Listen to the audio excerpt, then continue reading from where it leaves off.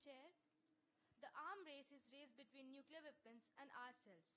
Nuclear weapon free zone. Chair, shall I start again? Yes, sorry.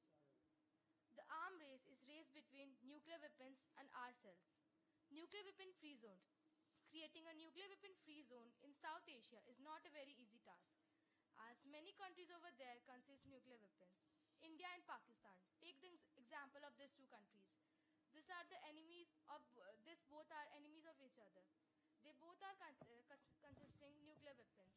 Although they have signed the NPT, but still there is a risk that as their conflicts is increasing day by day, if they keep the nuclear weapon, they can attack on each other, and because of their attack, million innocents can die. Why India and Pakistan are not discussing and coming to a fruitful solution?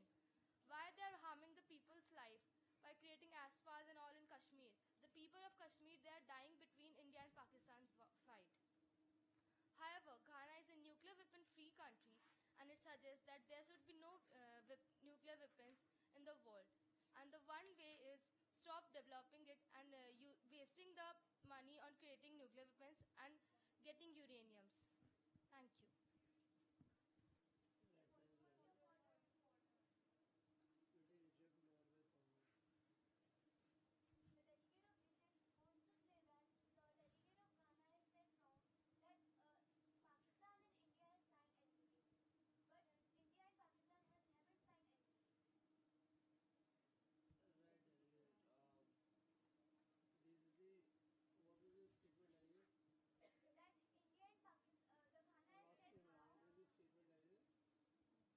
I would like to recorrect it. I said it by mistake, but India and Pakistan haven't signed the NPT. Right, fine,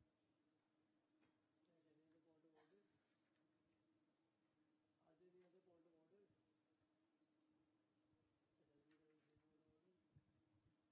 Are there any other point of orders? Thank you, Chair. Are there any motions on the floor?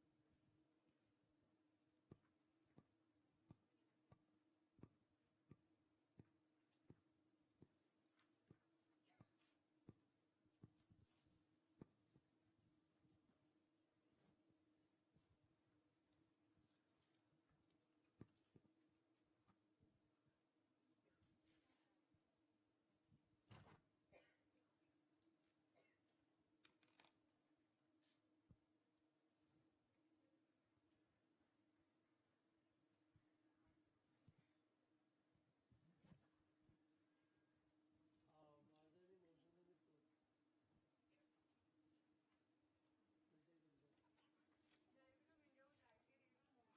discuss draft resolution 1.2. Before there is a motion to table the debate, after you have tabled the debate, you raise a motion to introduce. So debate is on the agenda, and once you have made the resolution, the first thing that you do is table the debate. So after that, we will not be having debate on the agenda, we will be having the debate on the resolution.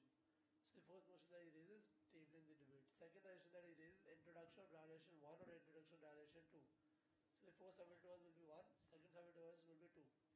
Now, the draft resolution that is not introduced is automatically scrapped. So let's say introduction motion is there, you need 50 plus 1. So let's say one more resolution does not get that resolution bill cannot be voted upon. So you need to introduce, to discuss and vote. So motion to introduce. Third motion that you raise is for discussion. Discussion can be clause by clause and moderated caucus. Clause by clause will be delegate. So then country would like to raise the motion to discuss the resolution 1.0, 2.0, clause by clause. A moderated caucus, same with the topic of draft resolution 1.0, resolution 2.0. Clause by clause, basically two people come and they explain clause and they can yield time. Right, so are there any motions on the floor? We'll take China. We'll take China for now. The delegate of China would like to move from the formal debate into ending the debate. Delegate to say delegate China would like to table the debate. The delegate of China would like to raise a motion to suspend the debate. Delegate table the debate. It's not Table the suspending debate. Right. motions and all alternate delegates for this motion?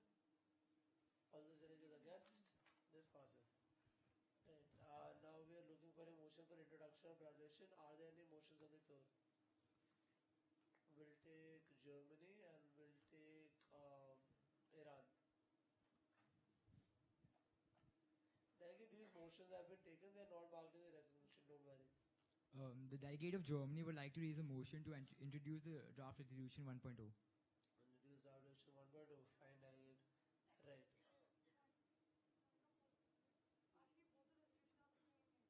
No, delegate. Your resolution will have 2.0. Your resolution is 2.0. Right.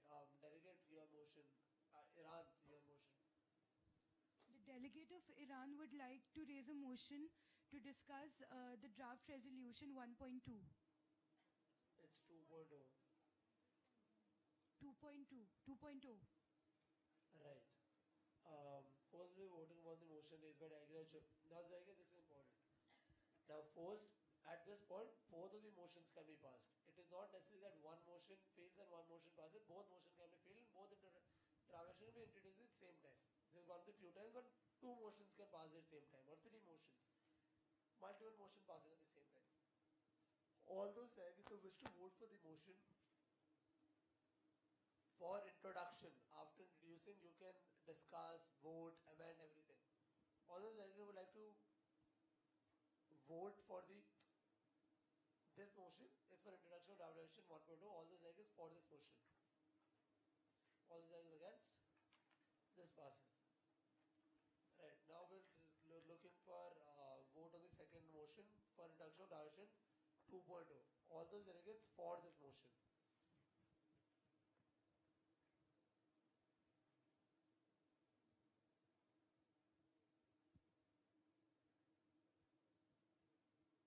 All those delegates against? This fails. Now, delegate, at this point, when I ask for motion, two motions can be raised. Three motions can be raised now. One is closure of debate. You will raise closure of debate. The debate ends and we directly vote and the committee ends. Second motion that we can vote is debate, discussion of draft resolution which has been introduced, which is 1.2. In which two motions can be raised, moderate caucus, clause by clause. The third motion that can be raised is introduction of draft resolution 2.0.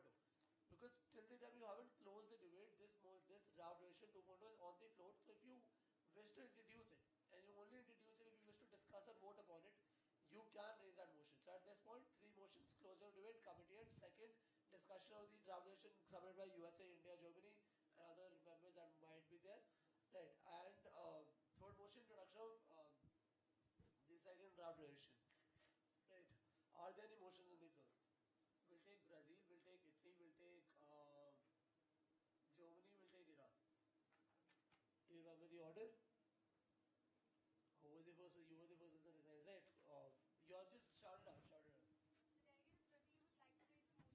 The delegate of Brazil would like to raise a motion to discuss the draft resolution 1.0 clause by clause. Clause by clause, right. Who else was recognized?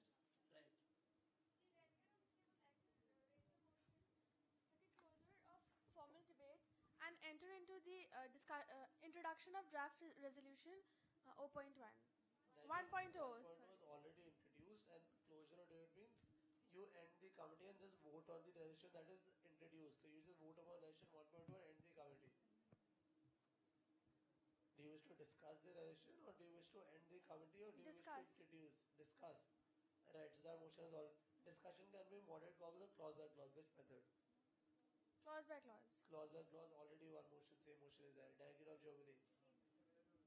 Right. Delegate of Iran. The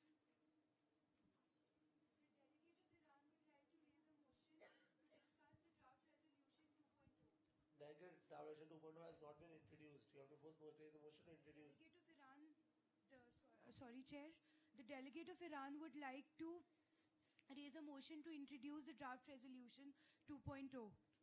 Right. Thank you, delegate. Now, delegates, at this point, are there any other motions? We have one motion for discussion of draft resolution clause by clause, one motion for introduction of draft resolution 2.0. Two motions can be raised at this point, either discussing 1.0 through moderate caucus or closure of debate. Any of the delegates wishing to raise these two motions, closure or discussion on moderate caucus? Any delegate wishing to raise that motion? No derogation case, closure motion. Right. We'll be voting on the motion. Yeah, delegate, I know it. I know that. Right. We'll be voting on the motion raised by delegate proceed for discussion of draft resolution 1.2 clause by clause method. All those delegates for this motion. All those delegates against. This motion passes.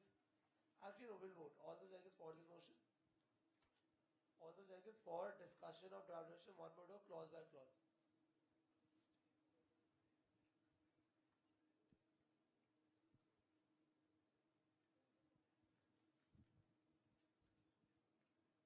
And this passes. Right. The sponsor, like the people who will be the first two set of speaking sponsors, please come on the podium.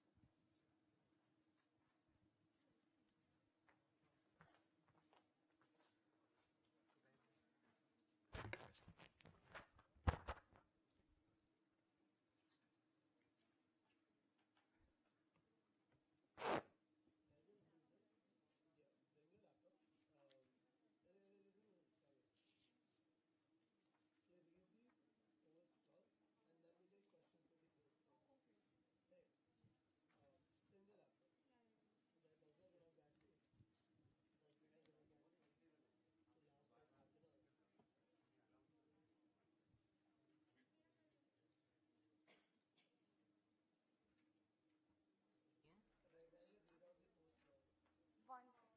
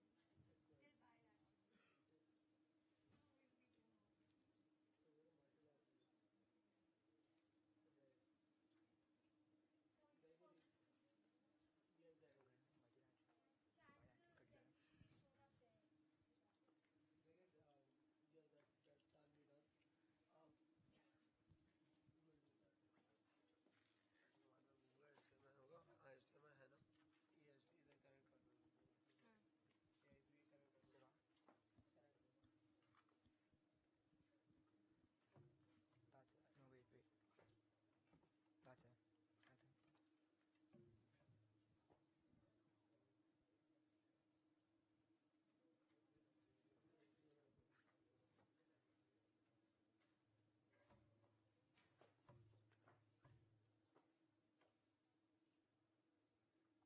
So can you freeze it for a minute? Okay, just open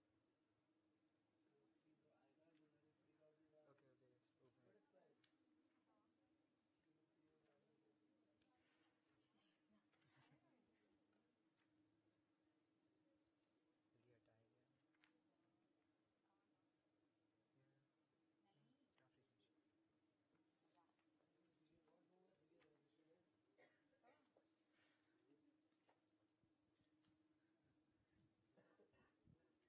discuss it?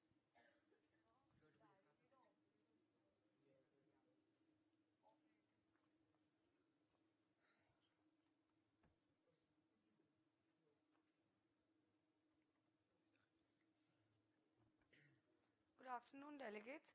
So the first operative clause for draft resolution 1.0 is just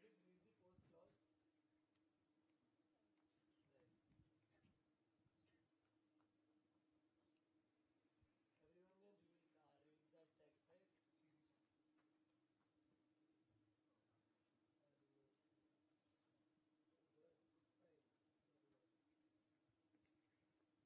Right, has everyone read the first clause? Now delegates will be recognizing 2 point information to every clause. On this clause, well, कोई we'll be नाटक नहीं, recognizing दोनों एक साथ 3 answer करेंगे, ठीक है? 2 points information to every clause. All those delegates wishing to raise points or information to this clause, raise your placard. So basically, this first clause that is there, you can raise a question to that, asking the two speakers that I how would you think that they say ask them any question over the effectivity or why they put this particular text as a post clause. All those delegates wishing to raise points of information on this clause raise your placards. We'll take Iran and China.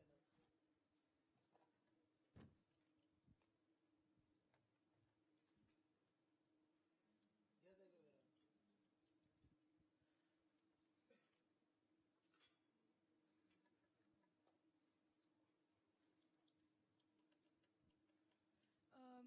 The Iraqi material that was sent to Sudan, which was weighed to be approximately 27.5 pounds of 93% U-35, which had been originally supplied to Iraq by France.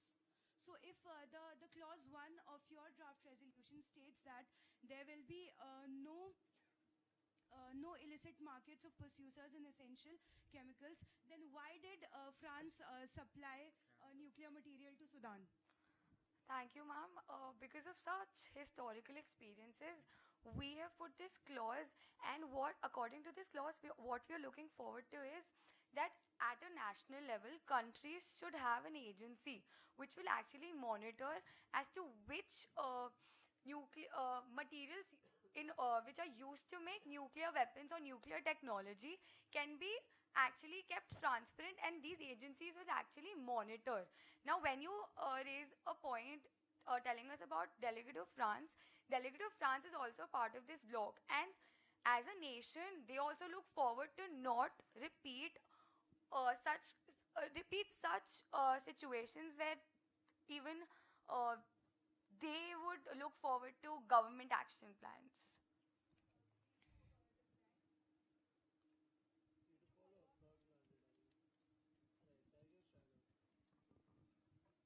Then why does Israel possess it? Why does Israel possess the nuclear weapons? Ma'am, because Israel is not a signatory of the NPT. It is a signatory. Israel is not a signatory of NPT. Right, I guess the entire point which I explained to you again is that you can't cross question them. Like when you ask a question, even if the answer is in a question, that is their answer. You will say like mom. That even counts as their answer. Right. So no matter what this is as their answer, then all you can do is ask for a plea to follow up, and we'll see that if a plea to follow up should be given. In this case, I do not believe plea to follow up should be given. Right. First clause is done. Let us read the second clause. Second clause on the top of the screen. Read the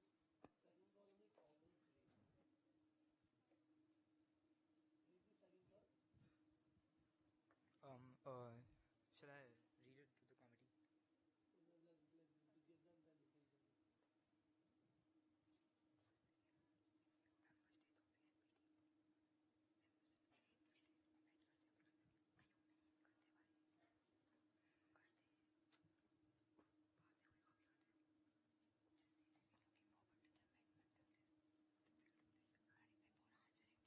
Right, has everyone read the second clause? Alright. Are there any points of information with clause number 2? Are there any points of information to clause number 2?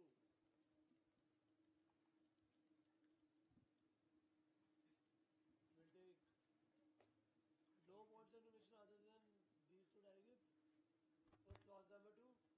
Delegates, even if you're signatory to a resolution, you can ask them questions. And you very well should ask them questions.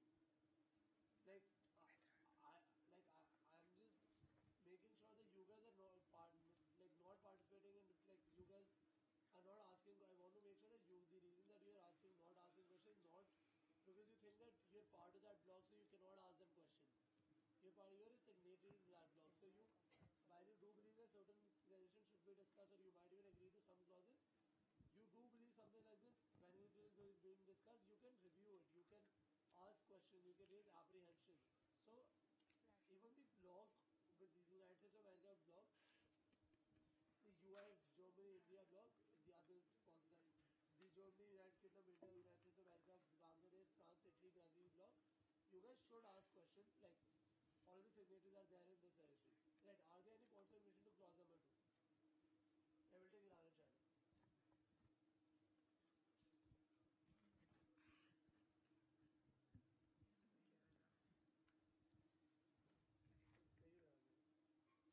since the clause clearly states that all the member states should work together bilaterally and multilaterally to address these threats from proliferation, then why does the Prime Minister of Israel, by his statement calling Iran the center of terror of the world, try to provoke US into attacking Iran and finally end up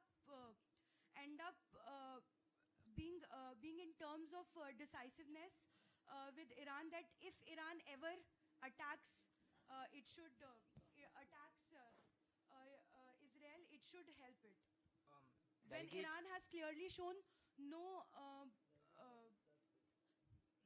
Delegate, the clause is actually amended to the member states of the NPT, and it does not state bilaterally. It's been amended. that's what I'm asking now. Please, sorry. I'm sorry.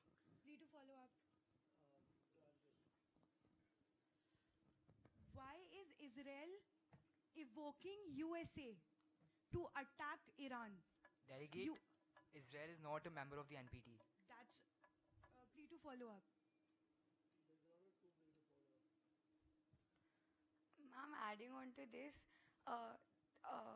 there have been 7 sanctions made by the United Nations Security Council for Iran when they had actually found out that Iran was not adhering to the NPT rules. So, if that answers your question. Please to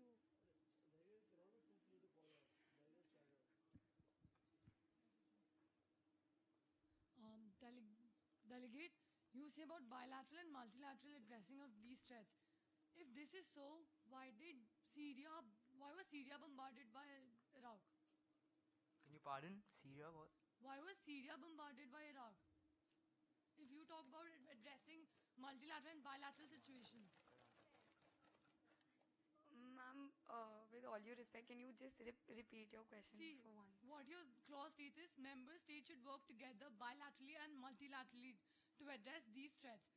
If your two countries in your bloc, Iraq has bombarded Syria. Sudan has also been bombarded. Why don't they don't work on these topics? Ma'am, because they're a part of this block and because of such experiences, we had put this clause. So, ma'am, obviously when this clause as a part of the draft resolution will be passed, these countries will be bounded to this draft resolution and they will work on this. And also, if you have further inquiries with these countries as to why they weren't working for this till now, we will also look forward to an amendment.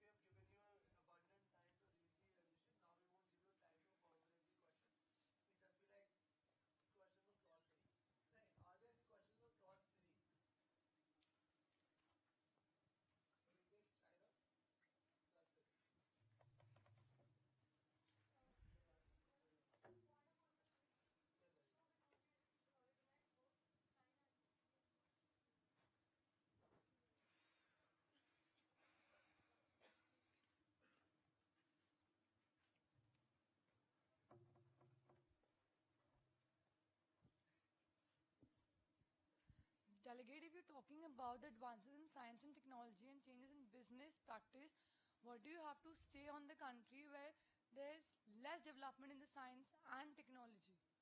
Because where country is not developed in the science and technology, how can they practice such evolution?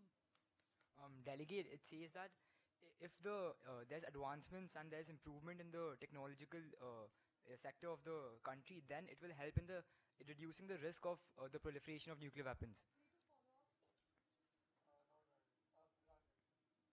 No, what I'm saying is like, if the country is not at all developed in the science and technology, then it would take a the period of time would be so long that they will be developed.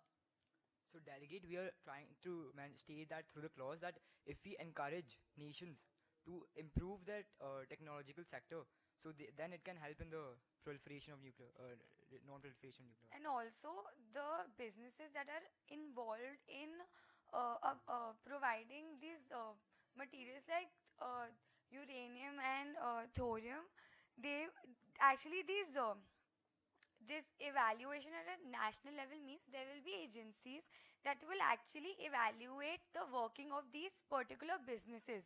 So what they will actually evaluate is where this material is being used, where it is being provided, so that the illegal use in order to make nuclear weapons with these materials is ensured. Like, these materials will only be used for developing nuclear technology and not nuclear weapons. Thank you, Delegate.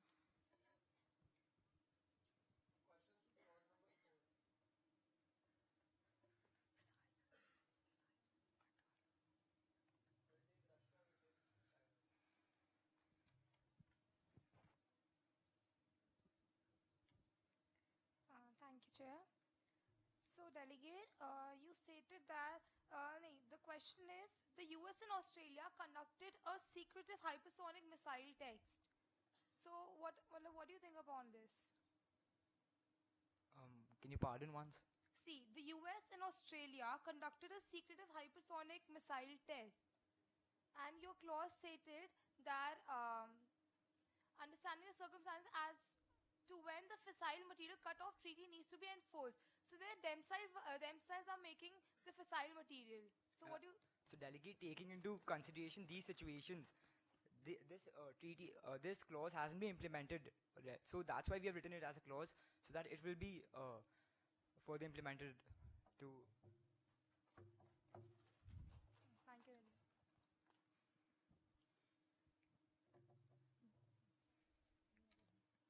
Delegate, if any of the country with illegal use launches a fissile after the implementation, what would be then the cause of it? We will have penalties on it. That's mentioned in the further clauses, Yes, like exactly. what will be the Penalties. penalties for if such action is taken by any particular country after the implementation of these clauses.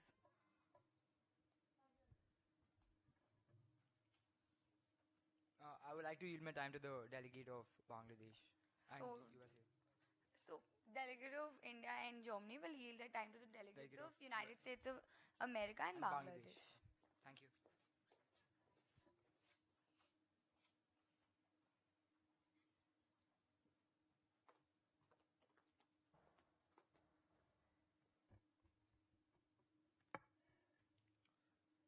Greetings, delegates.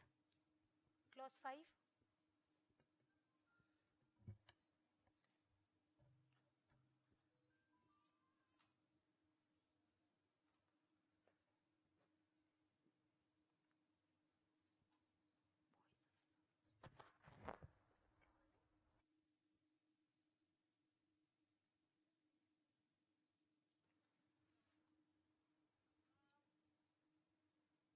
Delegate of China followed by delegate of Iran.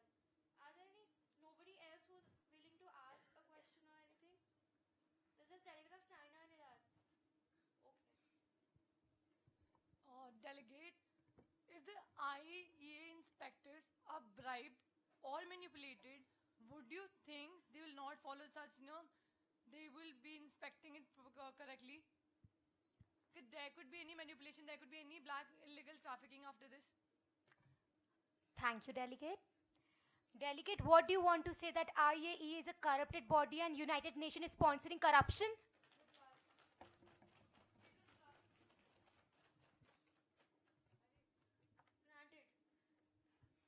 Firstly, I'm not trying to say that the IEA body is corrupted. I have said if there's a chance of being corrupted or manipulated.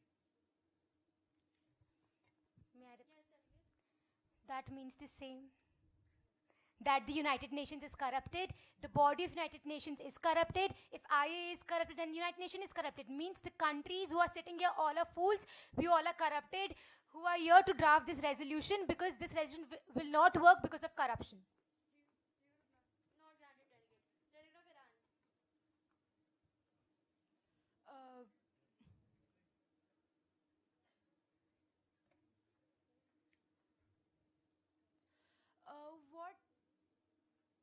What assurance do you give that the reports presented by the countries would be legit and not manipulated by their own countries, seeking their own countries' benefits or profits? Thank you, Delegate. Delegate, we have clearly mentioned that IAEA will inspect all the nuclear facilities. The government officials of that country won't inspect. They will allow the IAEA inspectors to inspect themselves. Need to reply. Need to follow up. The inspections are done till date, and still many countries are possessing nuclear weapons. So how do you think this clause might bring further improvement? The inspections are done now also. Delegate, please to follow up. Please to follow up. Okay, thank you. Delegate, do you want me to specially mention those other countries' names who are not allowing IAEA inspectors to inspect all of their nuclear facilities?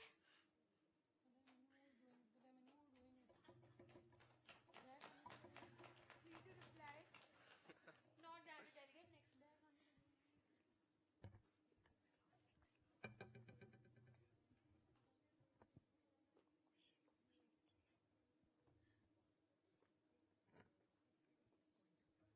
And are there any points of information? Clause number 6. To clause number 6. Okay.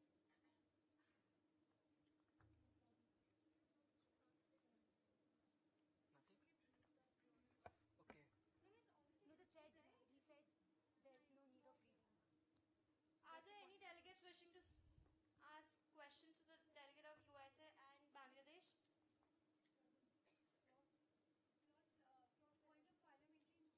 Yes, delegate. Entertaining points of information for clause 6 or for clause 7. 6. Clause 6. 6. Nobody has any questions? At least the signatory. No questions? Fine. Delegates, we move to the clause number 7. Are there any points of information? पूरा ऊपर.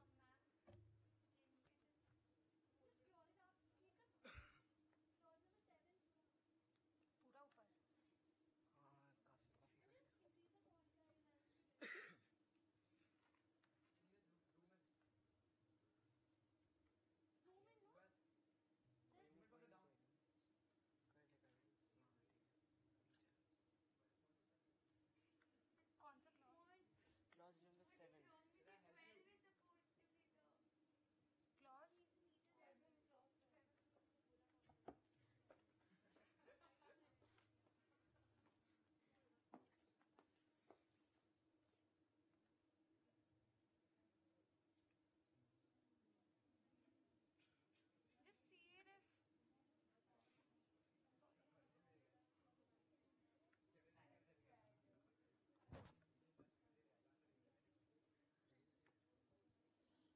Is it fine now?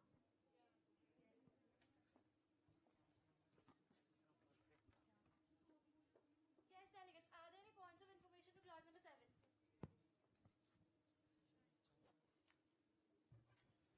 Yes, delegate of China. Clause number 7 states that to consider penalties of high money sanctions in case of withdrawal from the Non-Proliferation Treaty. Like the country DPRK, the economic status is very good. Don't you think it would pay the penalty? And many other countries have this economic.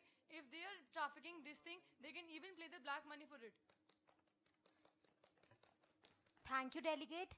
DPR, may I answer? DPRK, have you signed the NPT?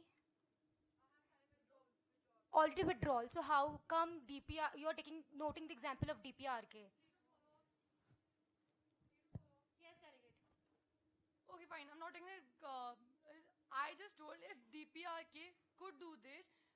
It has done that. That's why we, taking the historical happenings in hand, we have mentioned this clause. It already has happened. China, I agree with you. It has already happened. That's why we have mentioned this clause. Need to follow up. Not granted, Delegate. Next clause. Clause number 8. Are there any points of information?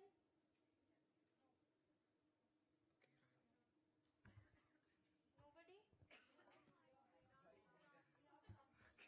Telegraph Iran.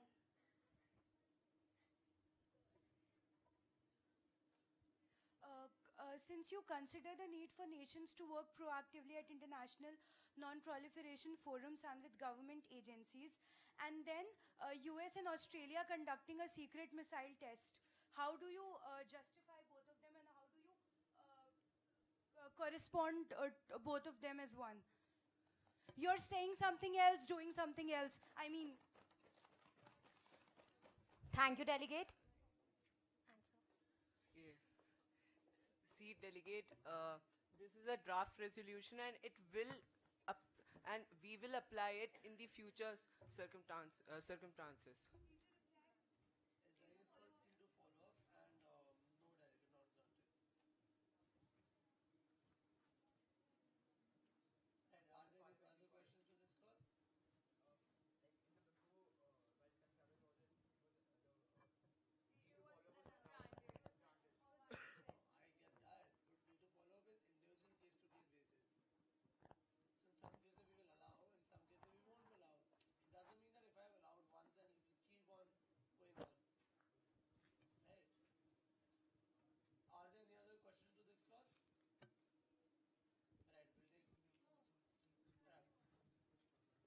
Okay, so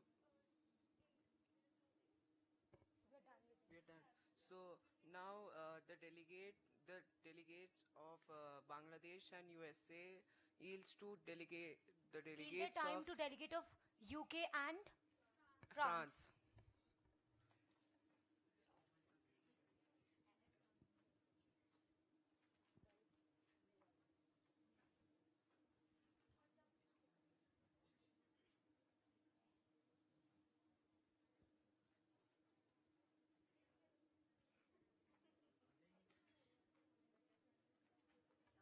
Thank you, delegates. Respected Chair, Vice Chairperson, Rapporteur, and dear delegates, namaskar to all of you.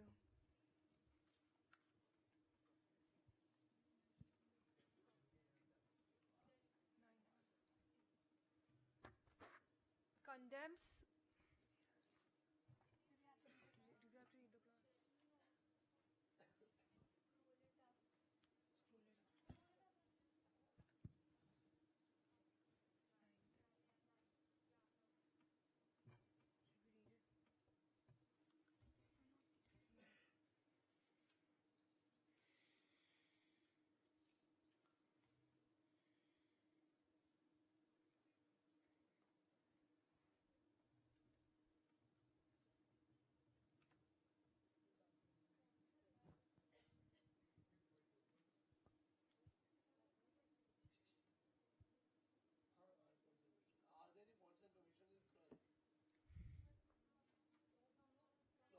Nine. I will take Iran and China. The United Kingdom is one of the top 10 states in the top 10 countries included in the black market list. Seeing the history of the countries that are the signatories of their bloc, how can you assure me that in future you will not repeat such things?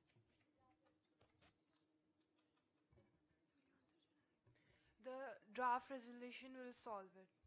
How? I would like to mention that here we have mentioned that condemns government agencies to prevent the smuggling and illicit trade of nuclear technology. I would like to tell you that the government of United Kingdom is not funding any kind of smuggling or illicit trade of nuclear technology. And do you want me to mention the other countries who are involved in the illicit trade of nuclear technology and who are producing much more weapons than United Kingdom and USA as a whole? Free to follow up.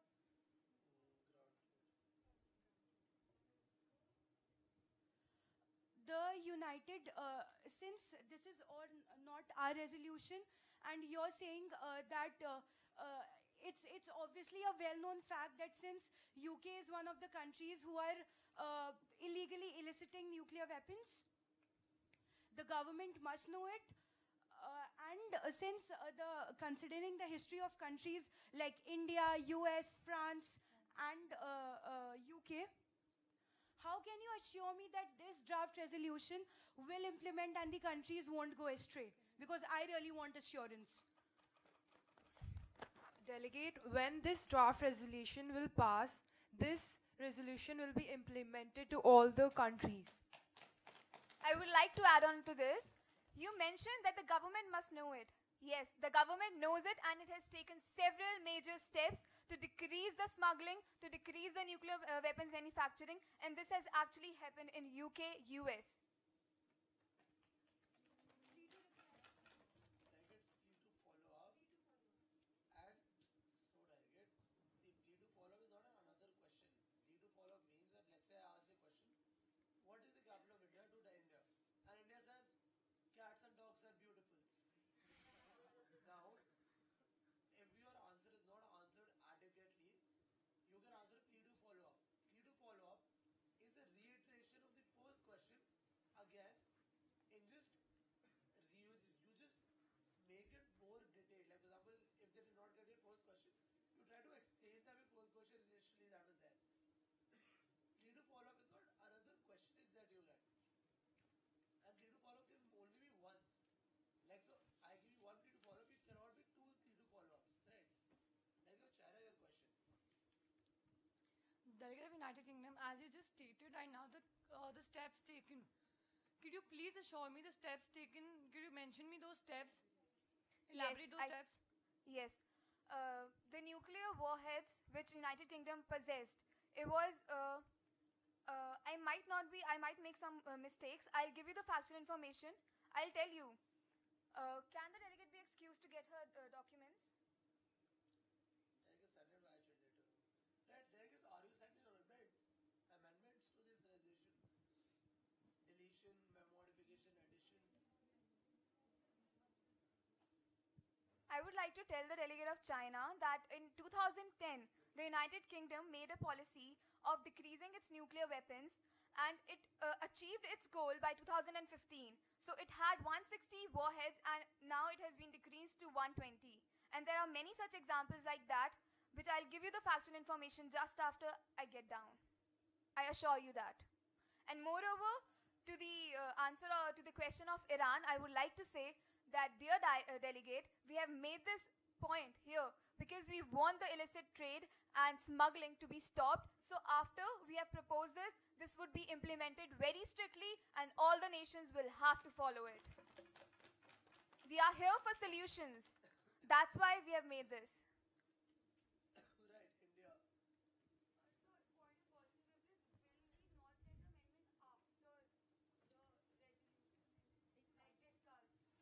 You send it while it is being discussed. After it is discussed, there cannot be any amendment that is sent. So right now when we are discussing it, that is the only time when you can send it. After discussion is done, amendment will not be accepted.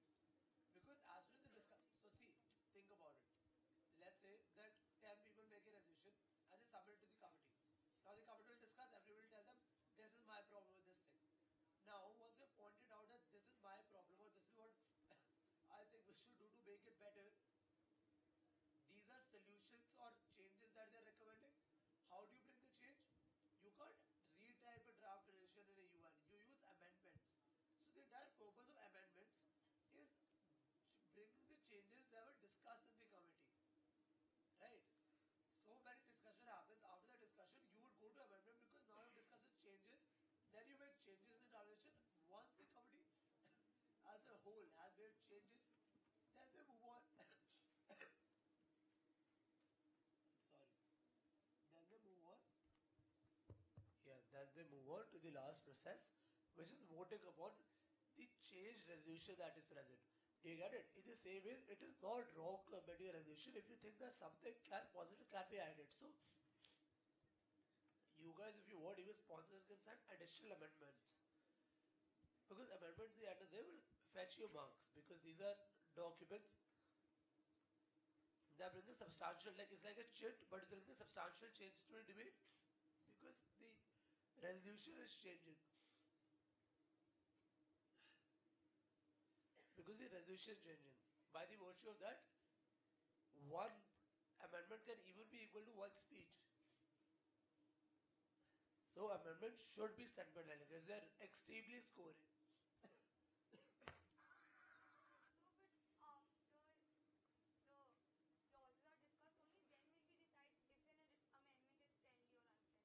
No, obviously, that's not what I'm saying. But for you to decide that, you need amendments. Now, let's say there's 0 amendments in June. How will you decide what is friendly and unfriendly? If someone sends deletion of clause 1, so after this discussion is done, then we'll pick up the amendment that we will like as sponsors stand up. Friendly and friendly, friendly and friendly.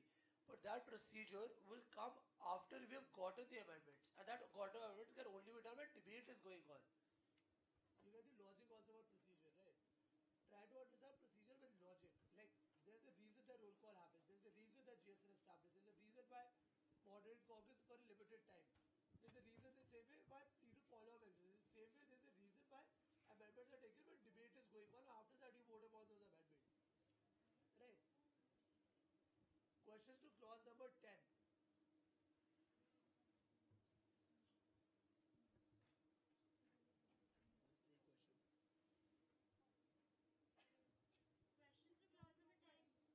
We are here to reply you. Will reply you satisfactorily. Sorry, sir.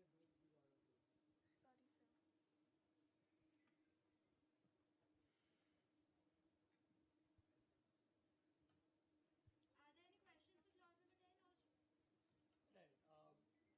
Are there any questions to Arjun or you raising a question? Right. Are questions to clause number 11?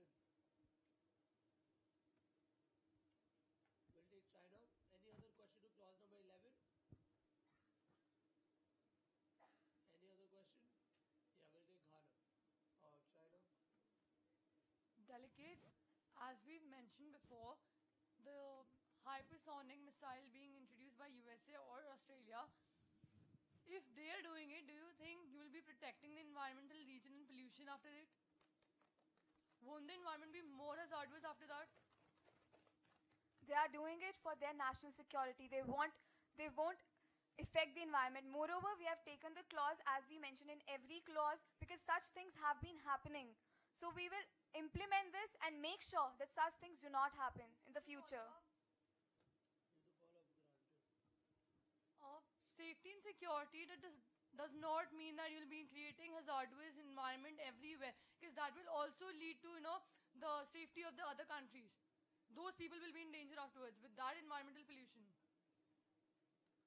Can you repeat your question once? If you're saying that they're doing it for their safety, for their security, don't you think wherever you'll be bombarding with that hypersonic missile, that country would be in a problem with that hazardous pollution? They will not bombard any country unless and until they are threatened. Unless and until any country sets a war, they set a war in their country, they affect their country.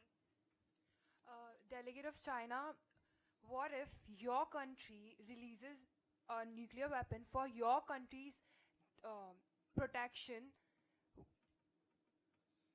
Even China has been developing its nuclear technology for its safety. Yeah.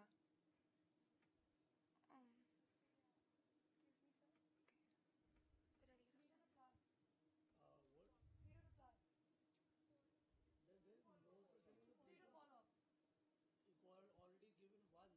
Like, do you guys not listen to what I say? Like, I said that.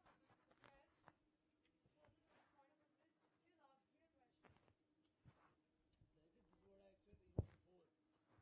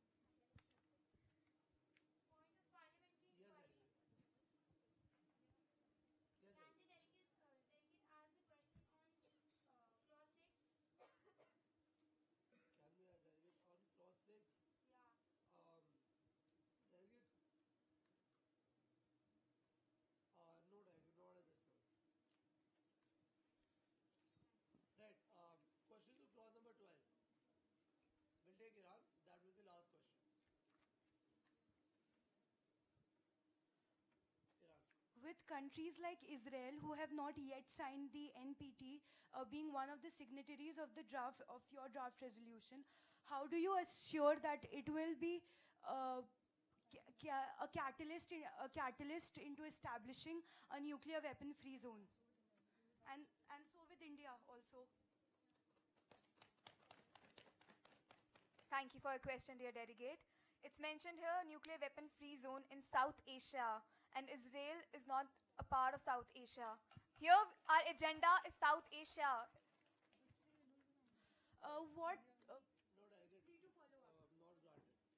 Right. So, delegates, I'm going out for a while, for like 10 15 minutes. But till this time, I'm giving you 10 minutes to write amendments if you want to write any. Write amendments if you want to write any. Send those amendments to the rapporteur or the vice chair. Once I come, I will vote on the amendments and then voting on the.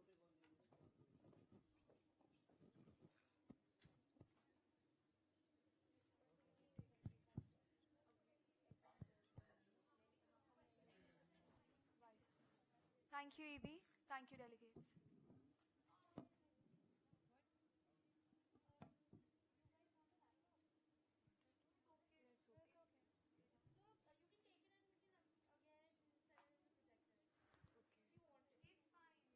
clause in the 2, we had to make a change.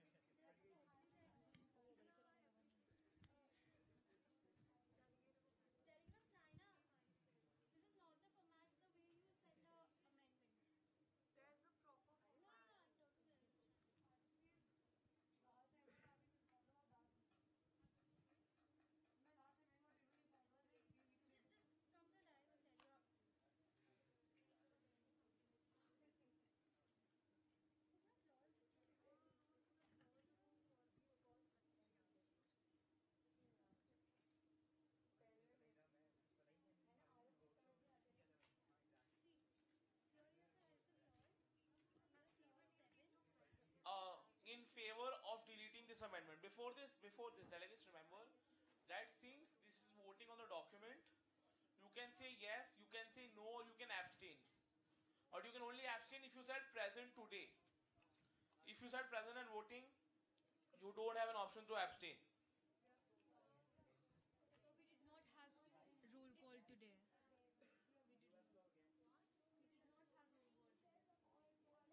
Wait. Give me the attendance sheet.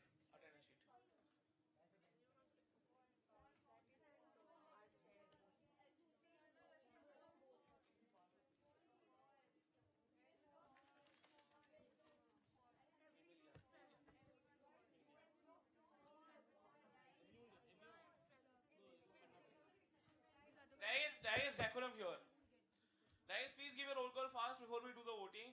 Delegate of India, Afghanistan, Bangladesh, Pakistan, Sri Lanka, Russia, USA, China, UK, France, Israel, DPRK, Iran, Germany, Japan, Syria, Australia, Brazil, Burkina Faso, Canada, Egypt, Iraq, Italy, New Zealand, South Africa, South Africa, Saudi Arabia, Saudi Arabia. Saudi Arabia is not here. South Korea, Republic of Korea, not here. Present and voting. Sudan, Switzerland, Turkey, Uganda, Ukraine, UAE, Angola, Argentina, Cameroon, Chile, Czech Republic, Denmark, Spain, Greece, Republic of Congo, Kenya, Libya, Mexico, Nigeria, Norway, Oman, Ghana, Venezuela, Palestine, Singapore. Palestine, you can't be present and voting because you're an observer nation. Where is Palestine? Palestine, you can't vote on this resolution because you're an observer. You don't have the right to vote. Do you understand? No. So, in 2013, the UNGA gave you observer status, right? So, there are two kinds of status. There's full member status. There's an observer status. There are two observers. There's the Holy See and Palestine. Both of them have a right to take part in proceedings, but they can't vote on the resolution. Clear? Singapore, Lithuania, Zimbabwe. Like a Zimbabwe? Not here. 3, 4, 3. Out of. Delegates, 51 delegates present. Simple majority stands at 27. So we need 27 votes to pass any amendment. Delegates, in favor, raise your placards. In favor, raise your placards. Yes. Yes. Deletion of amendment 10, clause 10. Draws the attention. It is deletion of the whole clause. The clause reads, draws the attention towards taking into consideration the need of NATO weapon sharing policy. Right? All those in favor of deleting this clause?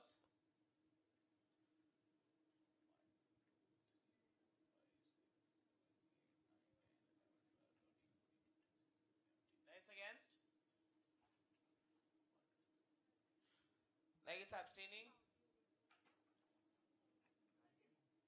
Like of New Zealand, did you not say present and voting? Sorry, Australia. Australia, did you say present and voting? You said present and voting, right? Then where is Australia? Right, you said present and voting. you can't abstain. Right? And Palestine, you can't vote. Like, not even abstain, you can't vote. Your vote is not counted here. That's just how it works. Right, again, that's in favor. In favor. Against. This fails. Next, we have a deletion of clause 7 to draft resolution 1.0. Clause 7 reads, calls upon all states to consider penalties of high money sanctions in case of withdrawal from the non-proliferation treaty. Sponsors, friendly or unfriendly? Unfriendly. Delegates in favor of this deletion of this amendment, raise the placards. In favor of deletion of this amendment. 1, 2, 3, 4, 5, 6, 7, 8, 9, 10, 11, 12, 13, 14, 15, 16. Delegates against? 1, 2, 3, 4, 5, 6, 7, 8. Any delegates abstaining? This amendment also fails.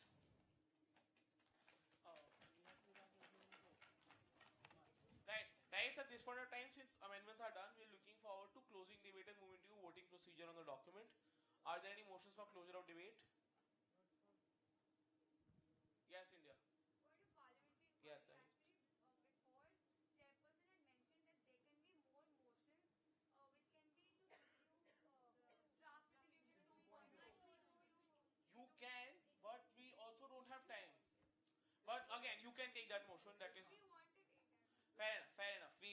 Are there any motions on the floor?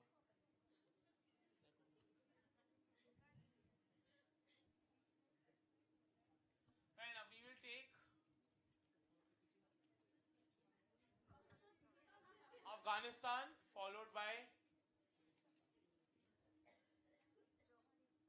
Ghana. Afghanistan, Ghana, followed by UK. Yes, Afghanistan, your motion, please. Afghanistan, your motion. The delegate of Afghanistan would like to raise a motion for discussion of resolution 2.0. Thank you, delegate. That is in order. Delegate of Ghana, your motion. Yes. Yes, delegate. It is for introduction of DR 2.0. That is something that we give leeway on. Don't worry.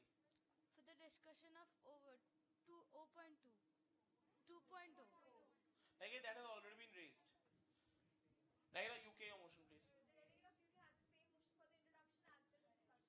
Fair enough. Are there any other motions on the floor? Except for introduction of DR 2.0.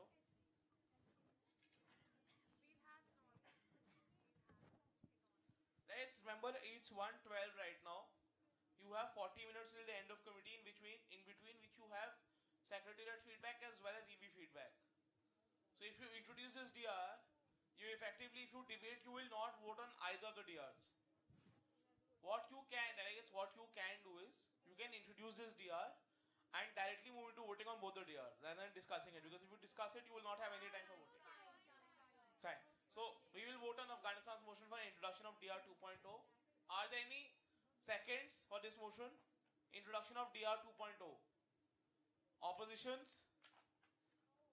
Seeing oppositions, we move into voting. All those in favor? All those in favor? 1, 2, 3, 4, 5, 6, 7, 8, 9, 10, 11, 12, 13, 14, 15, 16, 17, 18, 19, 20, 21, 22, 23, 24, 25. Right, against? This motion passes. We have now successfully introduced DR 2.0. Delegates, calm down. Delegates, calm down. Delegates, right in front of me. Yes, I can see you talking. Thank you. Please don't talk. Right. So, delegates, at this point of time, we are looking for other motions, especially to close debate and move into voting. Are there any motions on the floor? Yes, India. Followed by, yeah, India.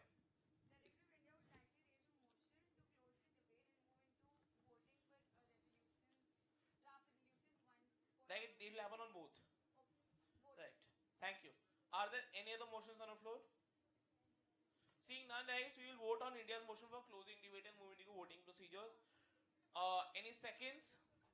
India, you can't second your own motion. Oppositions? Seeing no oppositions, this motion automatically passes. Like at this point of time, we can only have a motion to reorder the draft resolutions. What this means is, that if you wish for DR 2.0 to be discussed before DR 1.0, sorry, to be voted upon before DR 1.0, you can raise a motion for reordering of the draft resolutions in the order 2:1. Right? By default, it goes from 1 to 2. Clear? Are there any motions for reordering? Seeing none, delegates, we will vote on DR. Are there any motions for reordering? Iran. Delegate, don't influence. Yes, Iran. The delegate of Iran would like to raise a motion for reordering the resolution. In the order 2:1. In the order 2:1. Thank you, delegate. Are there any seconds for this motion? Seconds? Are there any seconds? Right, no influencing of votes happens here. Guys, please look in the front. There is no committee going on here. Yes. Right. Seeing no seconds, this motion automatically lapses. Delegates, we will now vote on draft resolution 1.0. Can we please request the observers to move out? Observers as well as the conference staff. For 5 minutes while we do this. Palestine, you can stay here, don't worry. Right, guys, now we will be voting on draft resolution 1.0. Please answer in yes or no because none of you have said present, so the abstaining, this thing is anyhow gone. Delegate of India? Yes. Afghanistan? Yes. Bangladesh? Right, any form of talking will invalidate your vote. Pakistan? No. Sri Lanka? Yes. Russia? No. USA? Yes. China?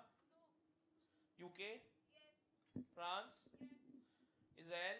Yes. DPRK? No. Iran? No. Germany? Yes. Japan? Syria? Australia? Brazil? Yes. Burkina Faso? Canada? Egypt? Iraq? Italy? New Zealand? South Africa? Delegate of South Africa? Delegate of South Korea? Sudan? Switzerland?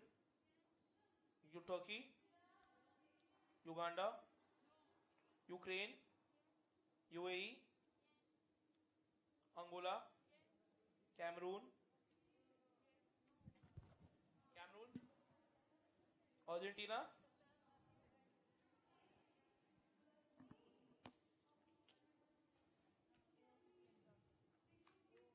Cameroon, you said no, right? Cameroon? And Argentina said no. Argentina said yes. Angola? Angola is yes. Hello, Chile? Czech Republic? Denmark? Spain? Greece? Hello, Greece? Hello, Greece? Republic of Congo? Kenya? Libya? Mexico? Nigeria? Norway? Oman? Why are there random people backing up votes? Like somebody saying no, pictures. No. You only give your vote, you don't influence vote, you don't vote for others. Ghana? Venezuela? Palestine is not, can't vote. Singapore? Lithuania?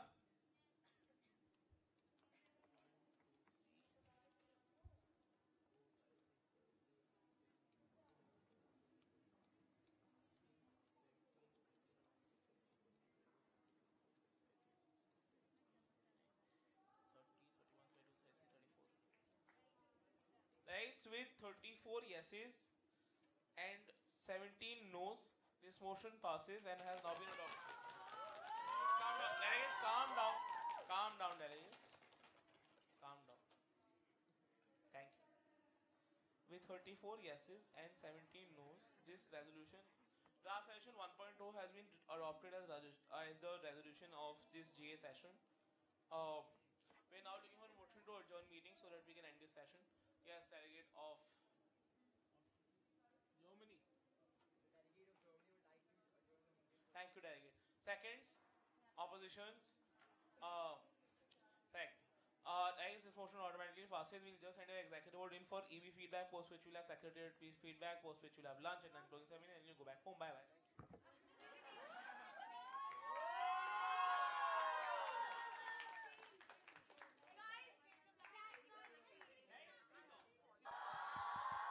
Hello, hello, sir.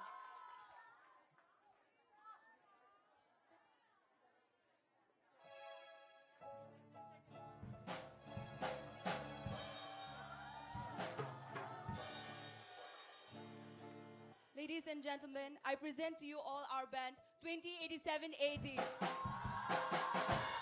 I'd like to take this time to introduce you to our band. We have Simran on the guitar, Harleen on the keyboard, our Debsec Jen on the drums.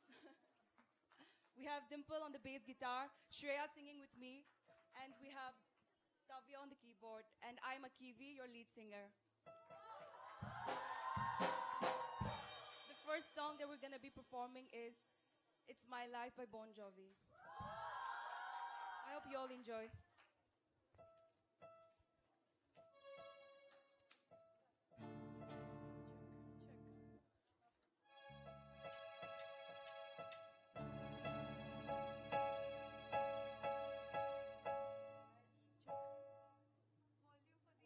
Volume, sir, volume. Check. Volume for the keyboard and the mic isn't working.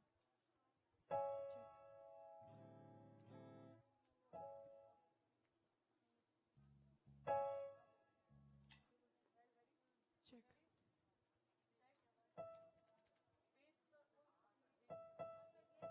So the bass.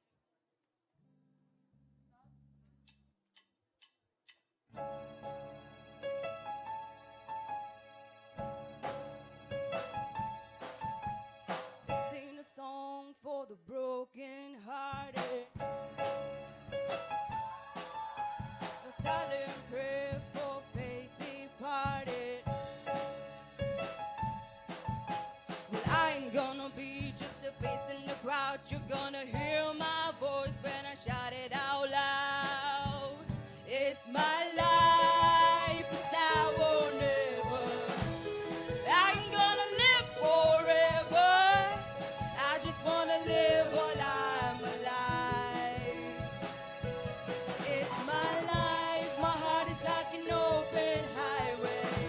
Like Frankie said, I did it my way. I just wanna live while I'm alive. It's my life.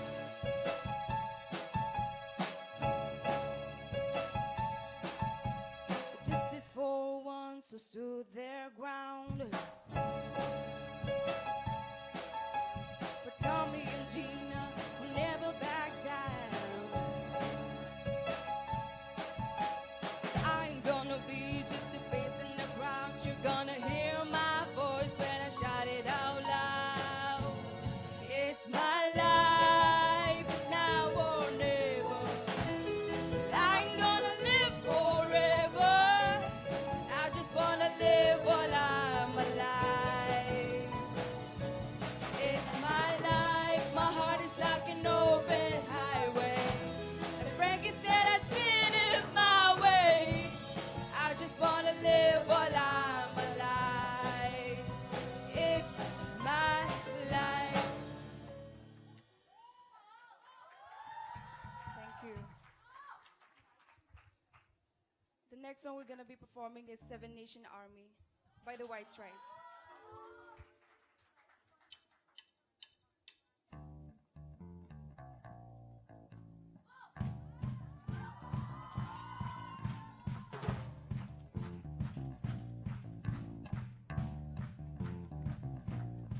I'm gonna fight 'em all. A Seven Nation Army couldn't hold me back. They're gonna rip it off, taking their time right behind my back. And I'm talking to myself at night because I can't forget.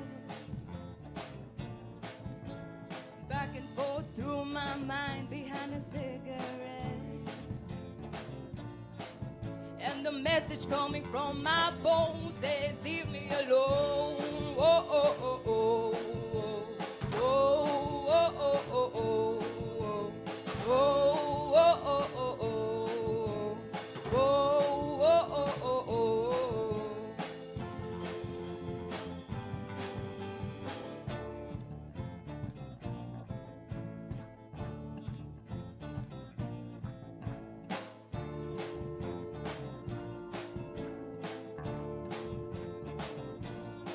Don't wanna hear about it. Every single one's got a story to tell. Everyone knows about it. From the Queen of England to the hounds of hell. And if I catch you coming back my way, I'm gonna serve it to you. And that ain't what you want to hear, but that's what I'll do. And the feeling coming from my bones says, go back home. Oh, oh, oh, oh. Oh, oh, oh, oh, oh. Oh, oh, oh, oh, oh. Oh, oh, oh, oh, oh.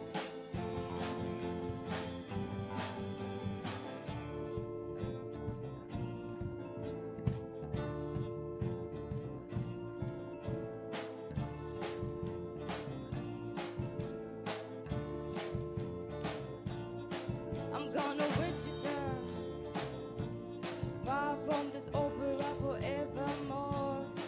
I'm gonna rip it off, taking their time right behind my back. And if I catch you coming back my way, I'm gonna serve it to you. And that ain't what you want to hear, but that's what I'll do. And the feeling coming from my bones says, go back home. Oh, oh, oh, oh. Come on, everybody. Oh, oh, oh, oh, oh. Oh, oh, oh, oh, oh. Oh, oh, oh, oh, oh.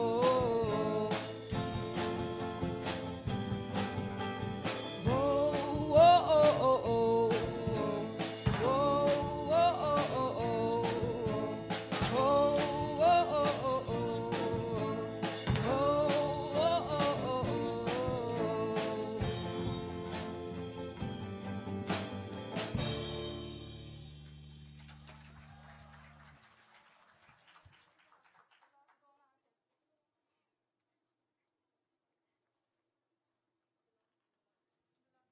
There's another song. The last song we're going to be performing is We Will Rock You. I request all of you to sing along with us. Please sing along with us.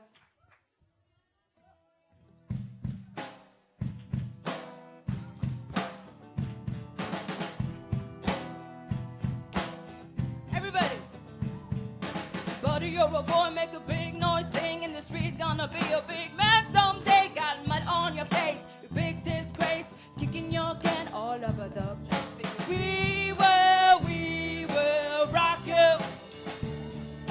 We will rock you.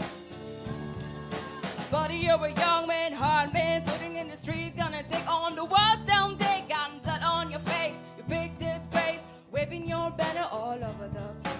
We will rock you. We will rock you.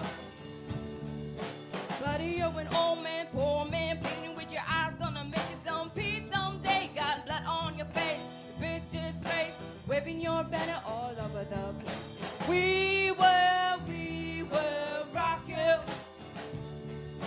We will rock you. Everybody sing along. We will rock you. We will rock you. Thank you. Thank you.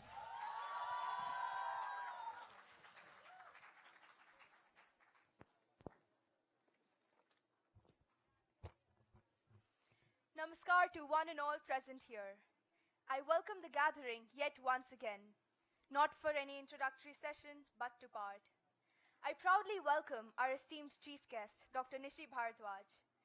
I heartily welcome Dr. Suresh Advani, President Modi University, our vivacious ma'am principal, Mrs. Meeta Sharma, and all other noted personages. May I acquaint you all to our highly acclaimed chief guest, Dr. Suryavanshi. Dr. Suryavanshi is a clinical research site coordinator and deputy director for the BJ GMC CRS in Pune, and a member of the faculty at the Johns Hopkins Center for Clinical Global Health Education. Dr. Suryavanshi is a behavioral scientist whose research involves women's empowerment, reproductive health, and HIV and tuberculosis research in clinical settings. She has established extensive networks with regional NGOs and has developed various behavioral projects addressing health topics including stigma and tuberculosis, disclosure of HIV among children, infant feeding patterns among HIV-positive mothers, empowerment of women in low-resource settings, and gender-based violence. During the past 12 years, she has overseen clinical research studies relating to HIV/AIDS in India. She has more than 20 publications to her credit. With deepest regards, I welcome you, ma'am. Ladies and gentlemen, haven't the 3 days gone by so soon? The first day was passed with everyone breaking the ice and attuning themselves to the new environs. The next day called for serious debate and declamation, and the mandatory entertainment sessions where the poor teachers were shunned out. Today was quite crucial in block formation and where the resolutions had to be passed. It was indeed an epoch-making MUN as we know it. I'm sure all of us are waiting very fervently to appreciate the achievers of each committee. But before that, I cordially invite Ma'am Principal and President Sir to come up on the stage for celebrating the presence of the eminent personality, Dr. Nishi Suryavanshi. We would like to appreciate the chief guest with a token of remembrance.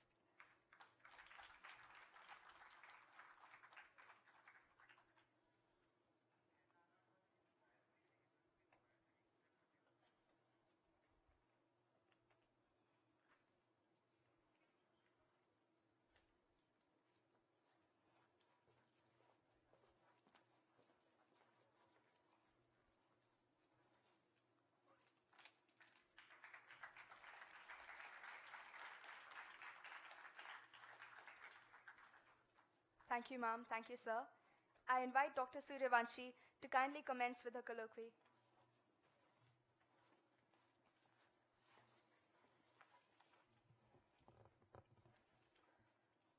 First, I would like to, thank the band who really gave us a cheer up to everybody. And I first of all would like to say that I'm very grateful and thankful to the organizing committee and school authorities to having me invited here for this fantastic functions. And I know you all must have worked very hard, all teachers and the organizing committee, non-teaching staff, students have worked very hard for this program and for the success of this, and which I can see that today is the last day of your program. And it is difficult to be part after enjoying 3 days. And what I would like to say is when I came here and Chagan, your Madam Chagan, who is my childhood friend, took me for a round for the campus of Modi School. And I am privileged to be here actually, speaking to such a vibrant and intelligent minds here. And I saw your campus and I was completely fascinated by the kind of facilities, the kind of exposure you people are getting in this campus. And I really congratulate your school, madam and sir, that it is really, really a kind of institute which I have never seen. I actually go very often to Johns Hopkins University, and I was just telling the madam that, I am relating it to the Johns Hopkins University in US. That is the kind of campus you have. Okay. And I am sure the kind of education you people are receiving here from your great teachers will make you a very confident and empowered youth by the time you will leave your school from here. And as mentioned in my introduction, that I mainly work in clinical research and work for women empowerment. And here I see all of you already empowered. So, but what I would like to say you is that you all need to think about the reality of the world. This is a very crucial time of your life when you all must have set your goal. You must all set your destination. But this is a very crucial time of your life where you learn, you experience, you acquire skills, and with intended good leadership of your teachers, I'm sure you will be a very confident person when you finish your school. But make sure that you at least empower one woman, because the condition of women, although in some sectors we see that they are really come up, but in rural areas, if you go, in slum areas, if you go, because I do work in the community and I see the kind of, treatment they are receiving, whether in the health sector or whether in the family, in the community. So if you could contribute in a small way, if you could empower either your maid servant or anybody, a woman whom you know, and I would say that, everybody has a capacity, they have the potential to excel in life. Even a timid, shy, weak person can excel in life. I'll just give you one example. When I am working with these women, they are like from a very poor background. They come to our hospital, and I mostly work in HIV and tuberculosis disease. And I'll just give one example of one girl who is 18-year-old, got married. She did not even know what the HIV is, and when she came for her first antenatal checkup, so it is a routine that we do HIV testing, of course, after their consent. And when she was found to be HIV positive, we were in a dilemma like how to disclose this report to her. But as our protocol says, we have to do it for everybody. And when we disclosed this report to this lady, she was wondering that there is no way she could contract HIV. She just got married 1 year back. She is pregnant. She is with us. And first, there was no reaction. Our counselors counseled her, told everything about HIV. She went back home. Next day, her mother came shouting at us, like, what did you tell my daughter? What did you tell my daughter? She tried to commit suicide. She is not eating anything, just sitting in one corner, and she would have hanged herself if I would have not gone and, saved her. So we talked to her. We told her everything, what has happened and what disease she has. And there is no cure for the disease. Only thing is that she has to take the medicine throughout her life. And to save her child, she has to be started on medicine right away. And at that time, even medicines were not available in India. The medicines were only available through our study. So it was a very, confusing situation, I would appreciate the mother who took decision at that time. She said, anyhow, I want my child to survive. I want her child to survive. You give her medication, she will participate in your study, and I will talk to her husband. So this lady, she was just 4th standard pass, this 18-year-old girl. She slowly started coming with support of her mother, with support of our counselors. She started communicating with us, started asking a lot of questions about HIV. She started talking to other HIV positive women, tried to understand their problems, relate their problems to her problems, and she formed a support group with 5 or 6 HIV positive women. And slowly that group expanded. and she made, which is called NMP plus, is the people living with AIDS. She made a society. And then slowly then she came to us and then she asked us that she would like to learn English. Because she was the member of our community advisory board, because she used to talk to the needs of HIV people and what they really need. And we supported her, we encouraged her. She joined English classes, English speaking course. And when our counterpart from Johns Hopkins University and other countries, they visited us, she wanted to speak to them directly, not through us. She did not wanted any translator or interpreter. What she's saying, whatever English she learned, she could tell them the research priorities of HIV positive women. That is the point up to where she could empower herself. So how it happened? Because she developed willpower, and this willpower made her to change herself, to change her timid nature. And then she was our people were so surprised, they asked her whether she would like to become a member of an international committee. She was chosen, and she was part of international committee who, like, these are the community people who are the voice of HIV positive community, and she visited USA. So see, a fourth standard girl who was once tried to commit suicide with the help of our counselors, with the help of her own mother, and with the help of her own willpower and confidence, could change herself, and today she is one of the member of that community, and she talks, she is the voice of these women. So that is the kind of, willpower everybody should have. I could see, when you come out of this school, I could say that each one of you will be such a truthful and confident personality that you will bring a change in this society.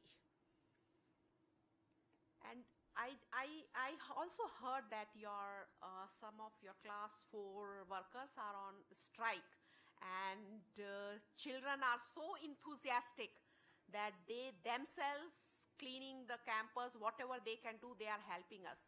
This is amazing. It is amazing. I must tell you, in India, we always need attendance. For tea, somebody should bring tea to us. Somebody else should clean for us. Of course, it is needed because we have a lot of other things to do.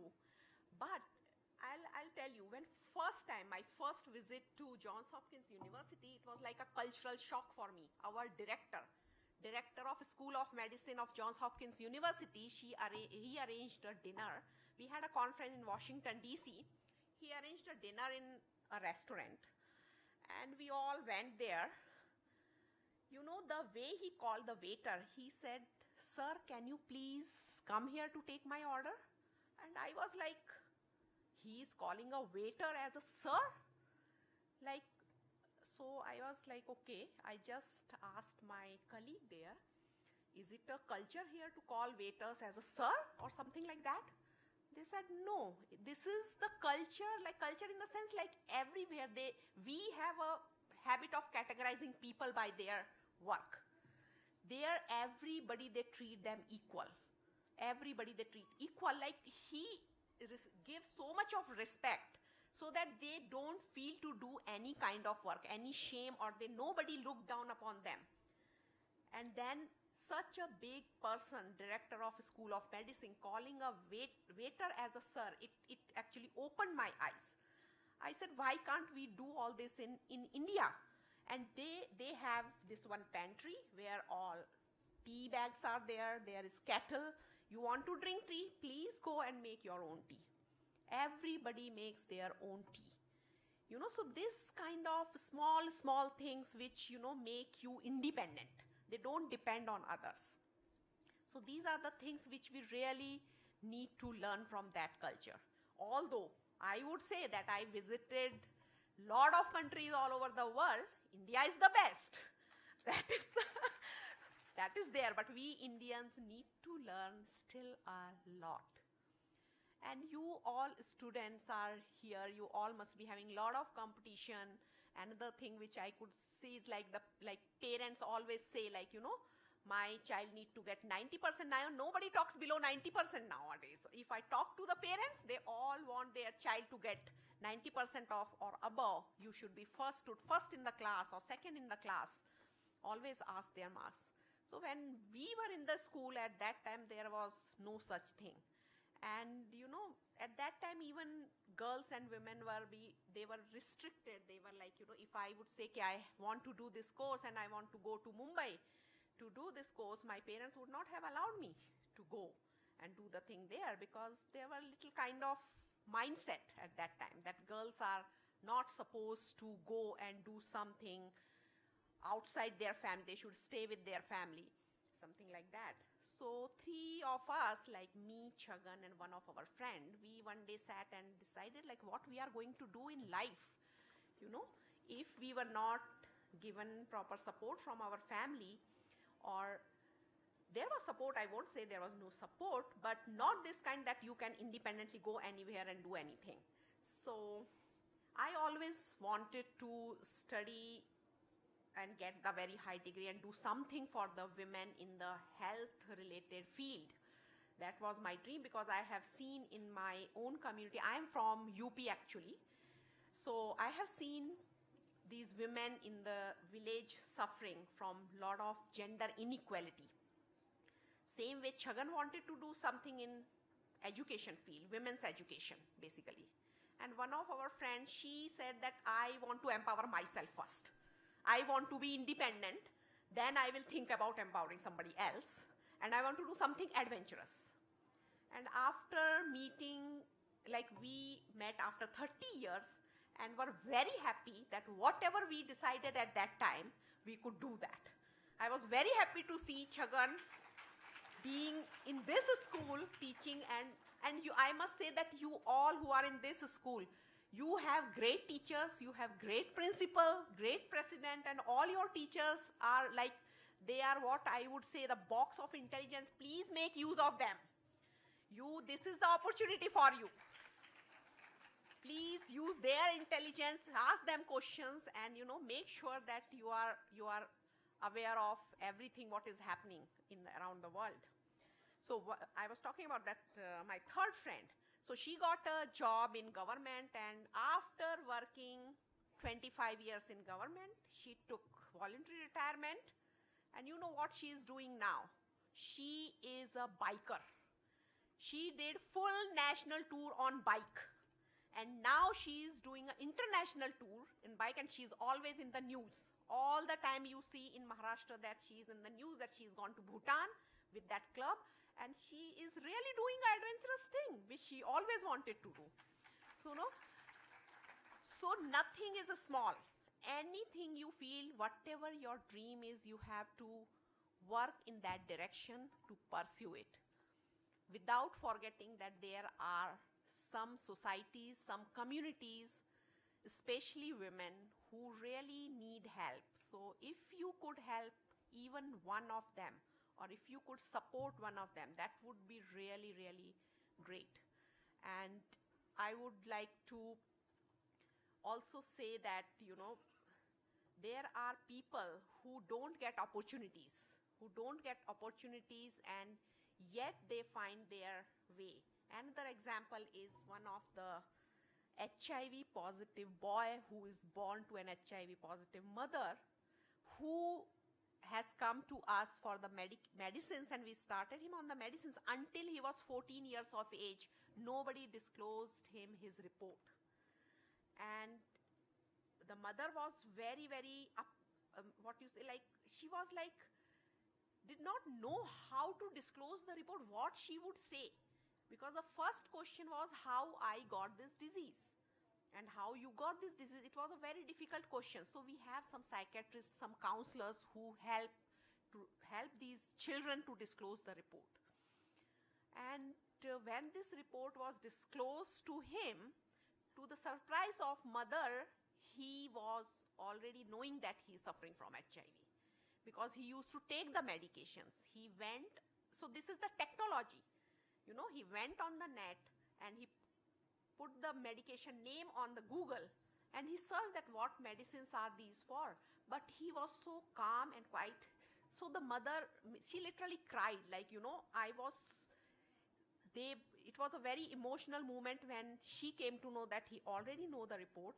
And he said, "Mother, it was not your fault. It was never your fault. So why should I ask you these questions?" That boy is today, he has done his hotel management, and today he owns a restaurant. So, he was taking his medication so regularly. So I'm giving you all these examples because these are also self-motivated people.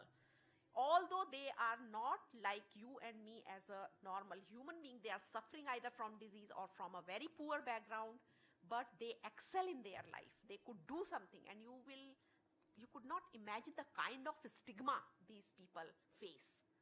If their disease is disclosed in the community, first of all, these women are thrown out of the house. 90% of them contract this disease from their husband still, because they come to know during their pregnancy that they are HIV positive. Very few husbands are there who really support these women, who really know that it is their fault and they have given this disease to their wife. But in 90% of cases, they are sent back to their parents' house. And what our organization is doing, like, we cannot support them monetarily, but we conduct empowerment workshop for them. We conduct extensive residential training for them. We make them realize that they can be self-sustained, they can take care of themselves, and we just, refer them to different kind of organizations where they can earn their own livelihood. And like this, I have ample of, examples, but what I want to say here is, you have to see like every action objectively and try to rationalize it. And then you can be a storm, like Tufan. You could be a Tufan and change the world. That is the kind of person you should be. Okay? And I would like to end my speech saying that quote from Dr. Abdul Kalam, that the dream is not the one which you see when you sleep. Dream is something that doesn't let you sleep. Yes, thank you.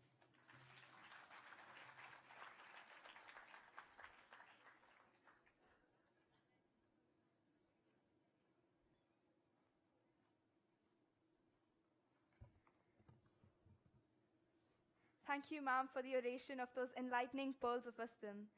I now request our chief guest to kindly present the Secretary General, MSMUN 2017, Ms. Khushi Mittal, with a vote of appreciation. I request Dr. Suryavanshi to come up on the stage.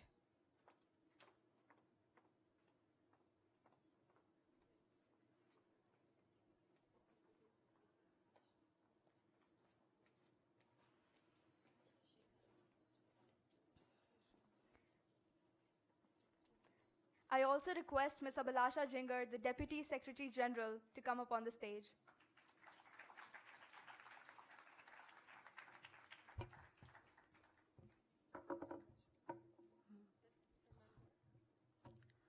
Thank you, ma'am.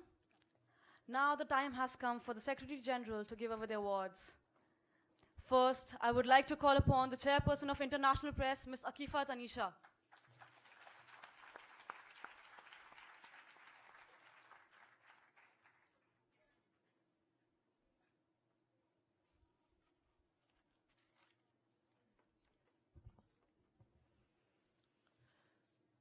Namaskar, everyone. Namaskar, President Sir, Ma'am Principal, and our Chief Guest and Honorable Dignitaries. It is my honor to be the IP head of MSMUN 2017. Heading a committee was quite a challenge, but all the journalists of my committee supported me equally for all the releases. Running from one committee to another, collecting reports, involving equally in the sessions and making an unbiased report, and of course, I being so stern throughout the session. Thank you, delegates, for cooperating with me.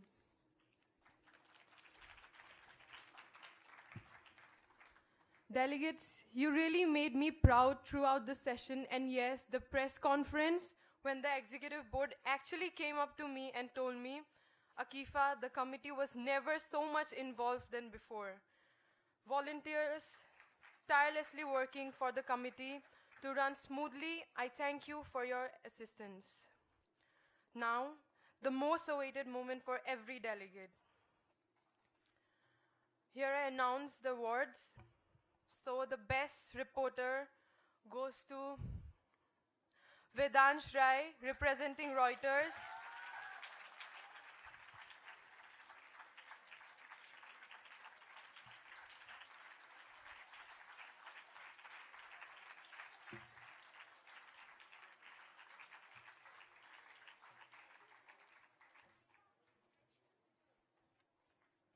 Emerald Heights.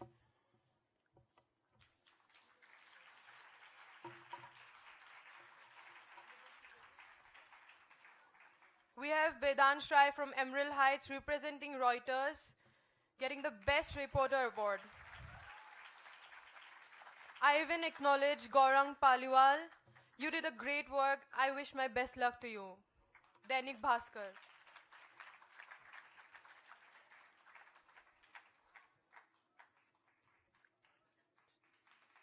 No, not anyone.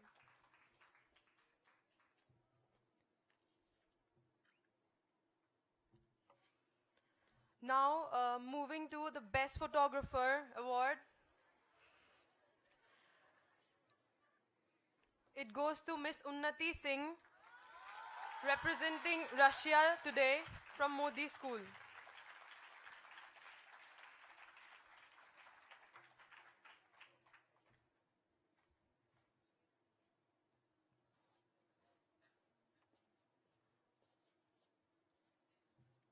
Congratulations.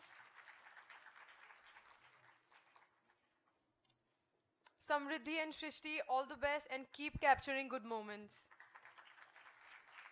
Now, the Best Illustrator Award goes to... Okay, well, this was the most difficult part for me to decide, the best one amongst you. Even I thought that it will be difficult for me to choose the Best Reporter Award, but trust me, this was the most difficult one. But at the end, we need to choose one. It goes to Sandeepni from SKV, representing Russia today.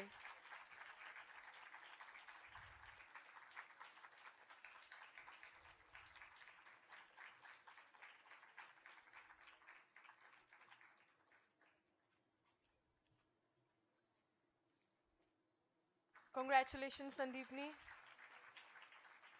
Priyanshi Beriwal, you've been doing outstanding throughout the session, and all the illustrators, I thank you.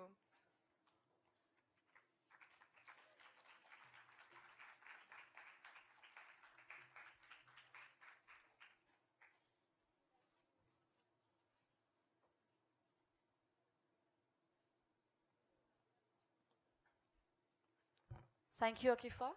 Now, I would like to call upon my Principal Modi School and our chief guest to facilitate the awards to the other committee delegates.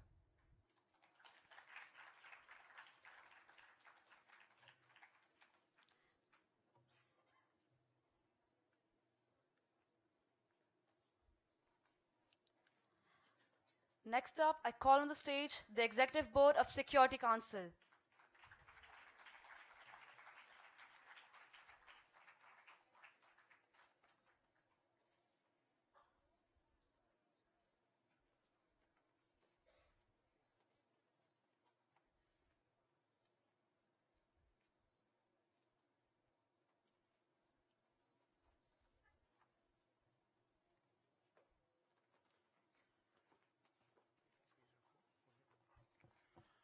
And delegates, not taking too much of your time, it has been a slightly long and tiring day. We will move straight to the awards. The United Nations Security Council was discussing the problem of lethal autonomous weapons. We have 3 awards for this council. There is a special mention, a high commendation, and a best delegate.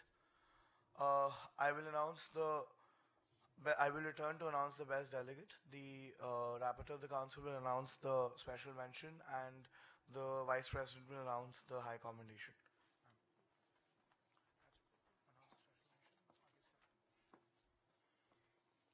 The special mention goes to the delegate of Pakistan.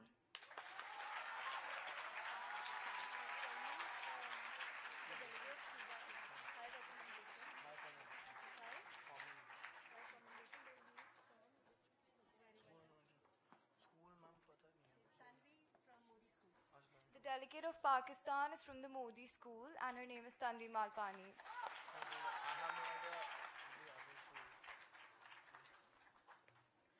The High Commendation Award for Security Council goes to Delegate of Cuba.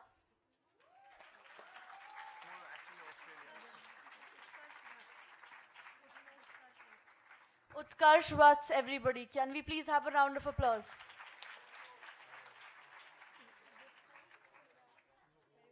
Sindhya School.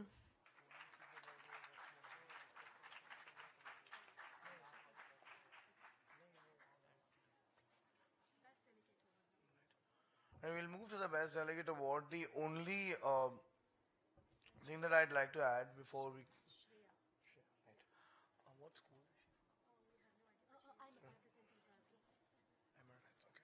Alright, so that is very obvious, but the only word of advice that I would like to give out here is that in the enthusiasm that we should display for such events, we tend to sometimes overshadow the real consequences of what we are debating. One of the things that we genuinely felt in the Security Council, which is an alarming and a general trend not across at least the northern part of the country, is that there is a growing disconnect from what kids are saying and what they are doing in the terms of debate in these councils. And I'm genuinely happy that the Security Council was able to produce, if not pass, 3 resolutions on this matter, which is a commendable effort considering that I believe it was the largest number of draft resolutions in any committee that was at least able to my knowledge. Without further ado, the best delegate for the United Nations Security Council is the delegate of Brazil, who is Ashreya from Emerald Heights. Also note that delegates of the Security Council can please take feedback after the closing ceremony outside in the campus if they are here. Right?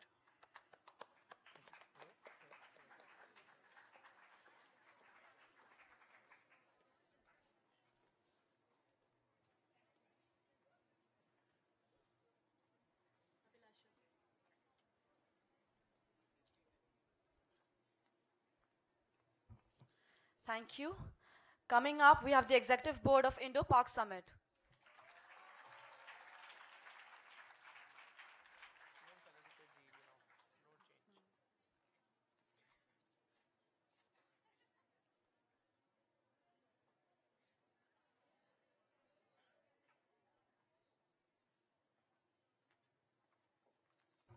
A very good evening to all of you. Well, my committee, the Indo-Pak Summit, had one of the most heated agendas, that is the Kashmir Issue.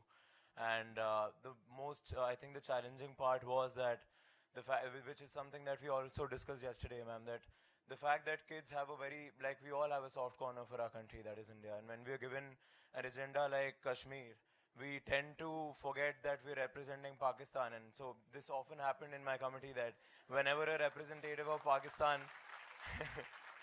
whenever a representative of Pakistan would be asked a question whether or not their, let's say their occupation of Pak-occupied Kashmir, that is Azad Kashmir, was legal or illegal, they would think about it from a very nationalistic perspective and then say, we're sorry, we'll go back home. It was a mistake. But at the same time, I think the one thing that was brilliant about my committee was we had very fast learners. So like as soon as we gave them 2-3 pointers, they were right on track. And I think that is why we deserve a round of applause for everybody.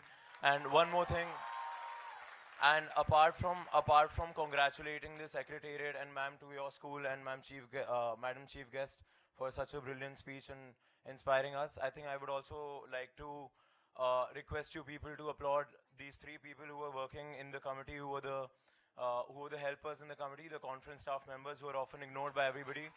So I would request the three of you to stand on your place. Vidika Agarwal, Tripti Narayan and Harsha Agarwal. So we often try to forget them, but without them, the functioning of the entire committee, no matter how good a debater you are, won't be possible. So thank you so much. Now coming to the award structure, we have 3 special mention awards, 1 high commendation award and 1 best delegate award. And the special mentions are in a particular order. My co-executive board would be announcing the awards, and I shall be announcing the best delegate award.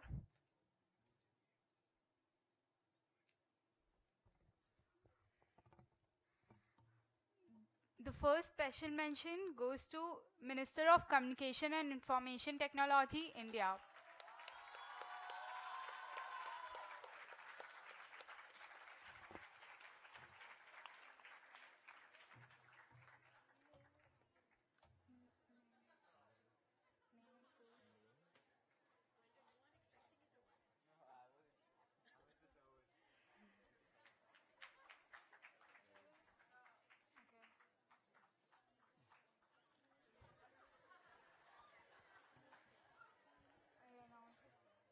The second special mention goes to the Prime Minister of Pakistan.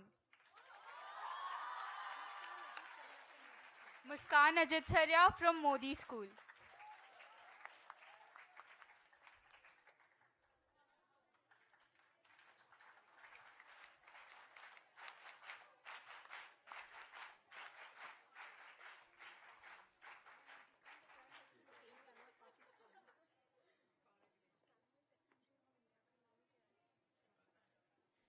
The third special mention goes to the National Security Advisor, Pakistan.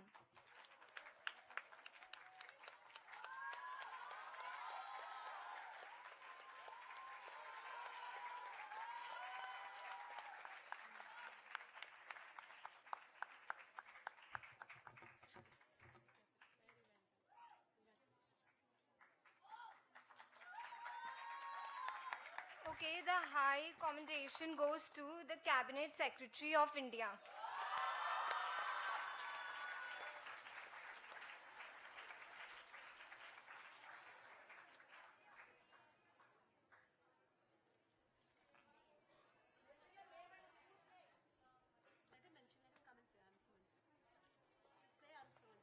My name is Navdeepak Bansal. I'm representing Pathways Aravali here.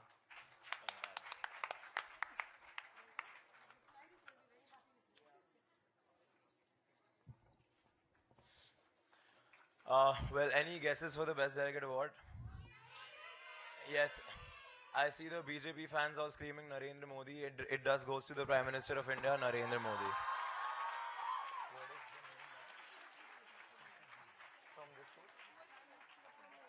Alright, her name is Khushi Dudi from this school itself, Modi School. Congratulations. Yes, man, she was the Prime Minister of India then.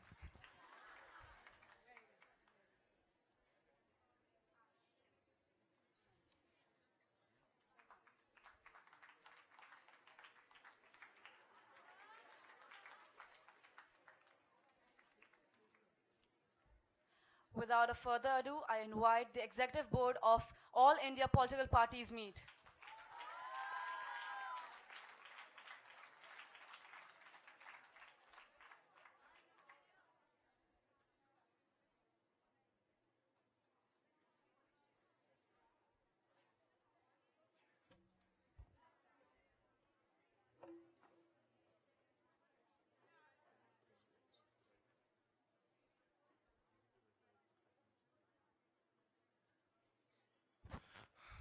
Good evening.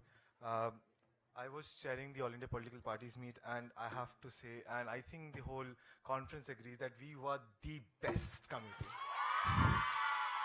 The best committee. And I will not lie when I say that the ladies in my committee, they were in character. Rabdi Devi spoke the most perfect Bihari I've ever heard. And they were so much in character that until 2 hours back, when we were just gonna... Ma'am, Rabdi Devi.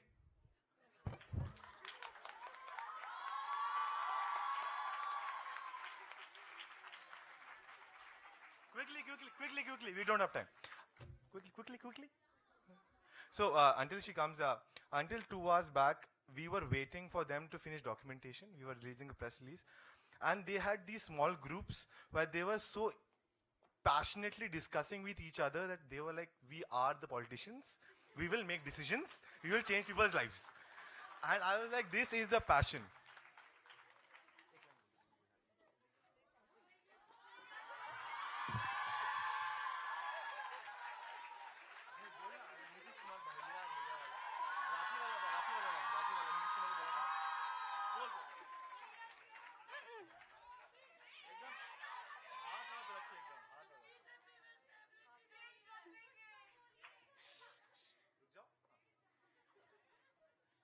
प्यारे देशवासियों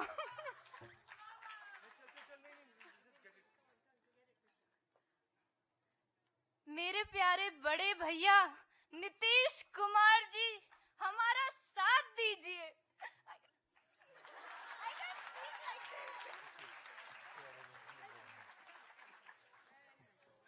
Anyways, moving on with the awards. So we were quite entertained throughout the committee. Anyways, so we have 4 awards.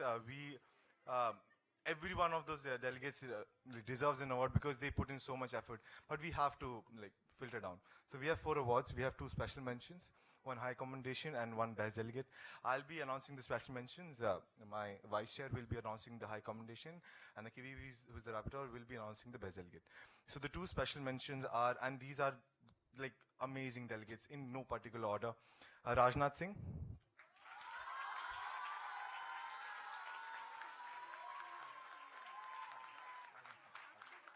And second is Sonia Gandhi.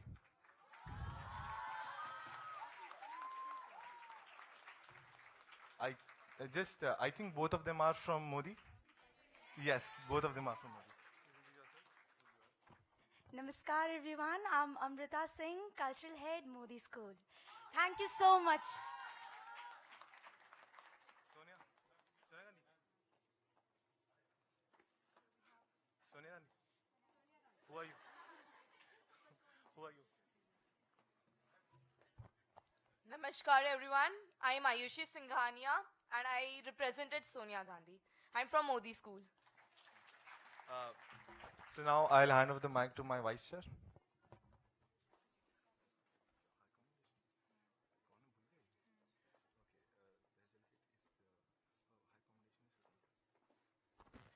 And the high commendation goes to Sushma Swaraj.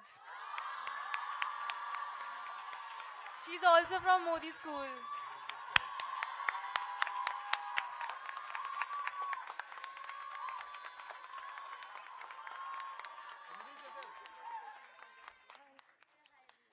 Thank you everyone, and hi, I'm Nupur Jaiswal representing Sushma Swaraj. Thank you everyone.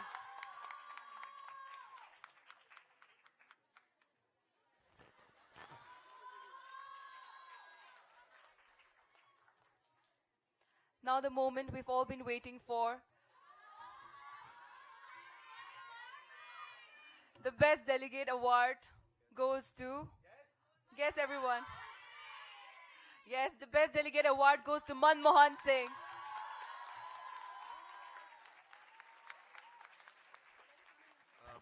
We'd like to thank the organizing committee members because it must have been a lot of pain to keep the school clean, and you did, and it was an amazing job done. Well done. Thank you so much for calling us. It was a pleasure. Good afternoon, everyone. I'm Sukanya Dubey from Sindha Kanya Vidyalaya. Thank you for the award.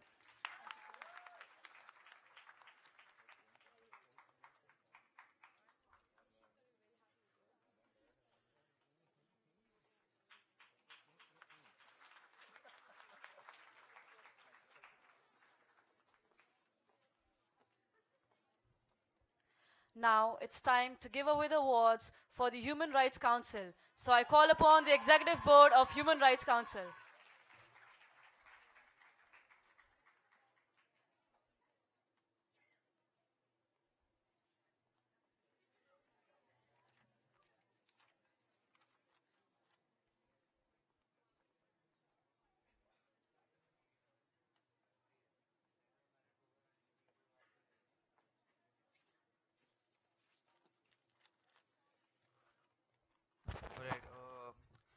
was a great pleasure for me to be chairing the UNHRC of this committee. The harsh truth is that the level of debate in Rajasthan still lacks certain spunk, but at the end of it, what we see is the growth rate of the kids here, right? And this is something that we've seen, that day one, there was no research.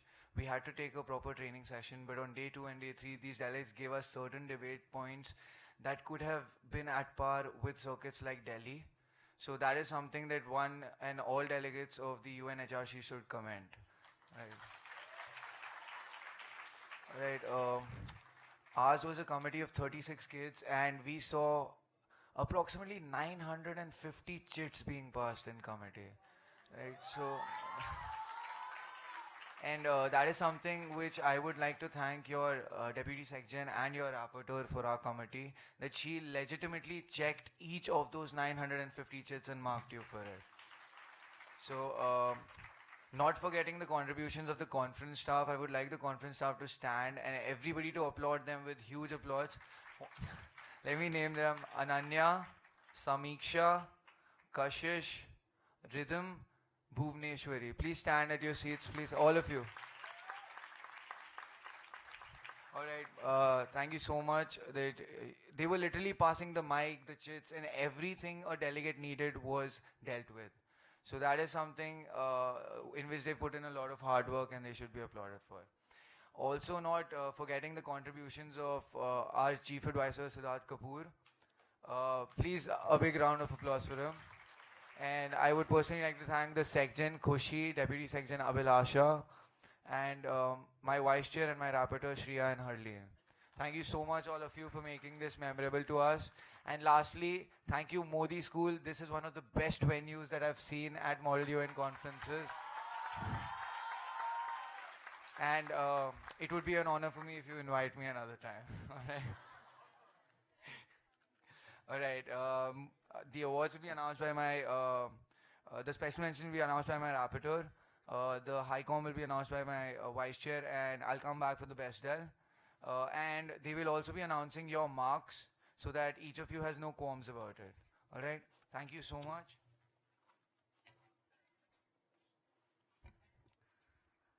For the special mentions for this committee, we have Russia at 39.5 marks.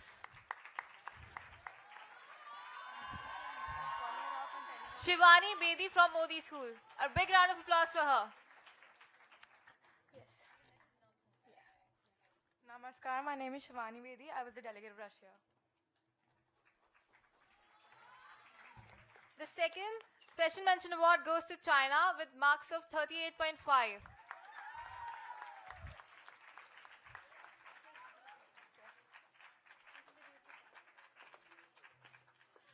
I'm Aditi Puri. I represented China, and I'm from Sindha Kanya Vidyalaya. So the high com goes to Saudi Arabia with 40.5 marks. So that is like really close win. Just one point to add, this delegate had legitimate foreign policy knowledge. If the US is God to Saudi Arabia, it is God. No one, anybody contradicting USA, I will fight for it.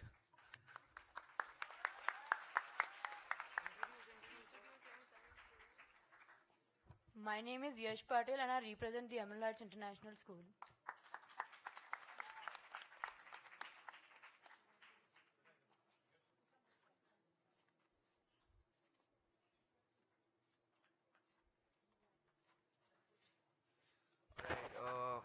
I'm pretty sure all of you are like in suspense as to who's the best delegate. Alright, yeah, it is a suspense because this committee had neck-to-neck competition. A delegate who did not speak much but was perfect with regard to foreign policy, had perfect amount of chits, and whenever she spoke, she made sense. It goes to the delegate of Ukraine. A big round of applause, everybody.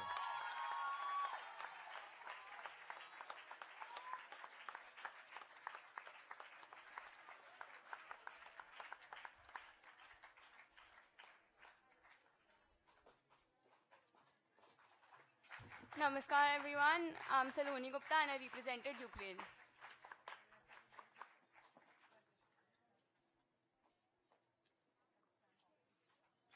Guys, she's from Modi. Come on.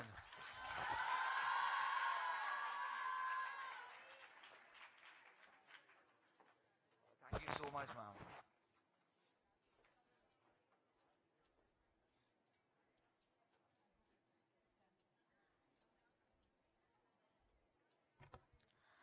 Last but certainly not the least, I call upon the Executive Board of General Assembly.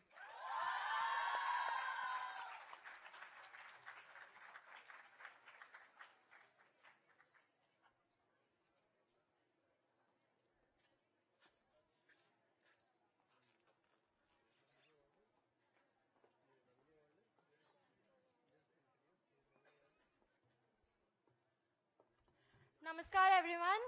Being a Modi school alumnus, I am always abided by the tradition, so I won't greet you hello or good evening, but it is always a namaskar for us.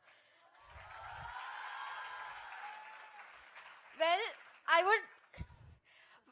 it is always a pleasure being back to school, and thank you, ma'am principal and ma'am Beena. We're really delighted that you've actually wanted us back. Thank you so much, ma'am. Now coming back to the committee, we were really impressed by the delegates because all of them were willing to speak, and being a majorly, they were first timers in the committee, but it was really nice. We had an amazing participation. So now we would be announcing with the awards. The rapporteur and the chairperson will be over. So first, special mention, it goes to the delegate of Germany.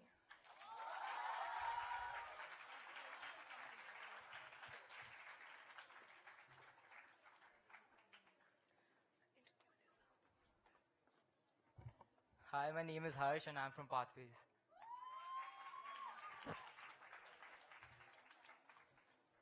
Next, it goes to delegate of Italy from Modi School.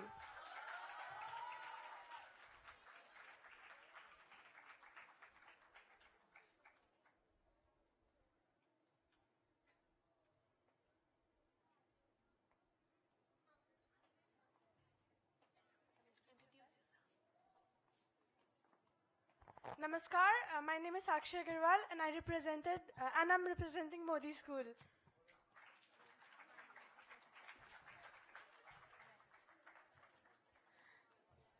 Next, we have delegate of UK, Anukampa from Modi School.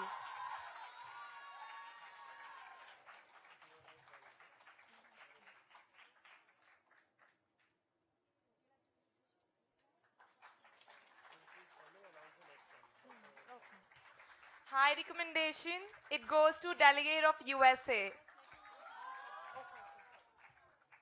Namaskar everyone, my name is Anukampa Chabra and I represented United Kingdom.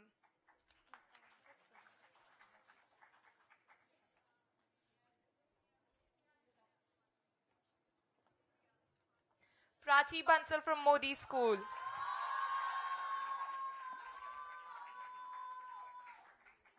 Namaskar everyone, I am Prachi Bansal from Modi School.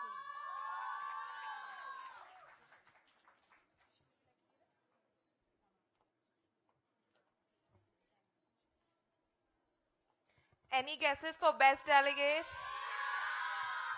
It goes to delegate of India.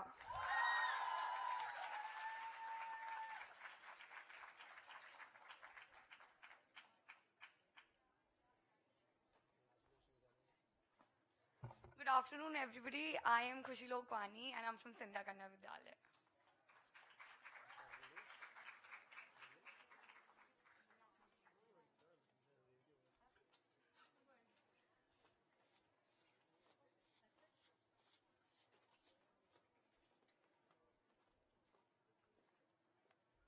Now, I would request Ma'am Principal Modi School and our Chief Guest and our Secretary General of Modi School to facilitate the Executive Board of Security Council.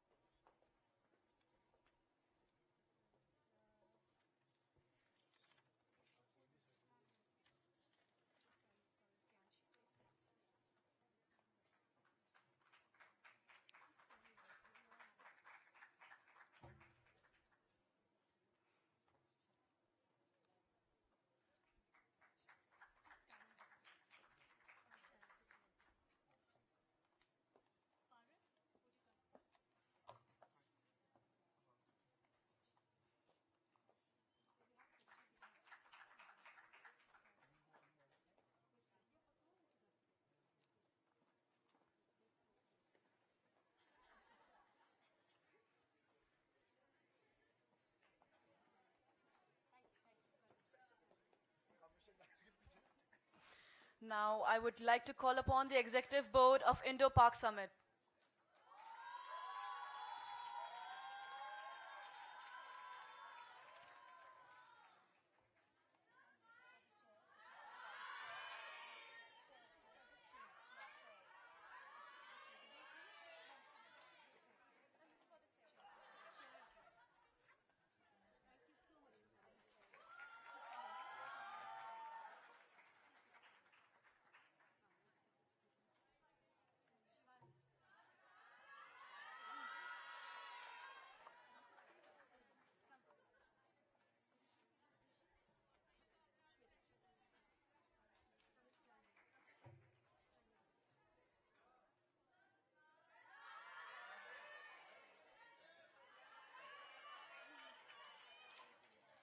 Now, I would like to invite the Executive Board of all India political parties meet.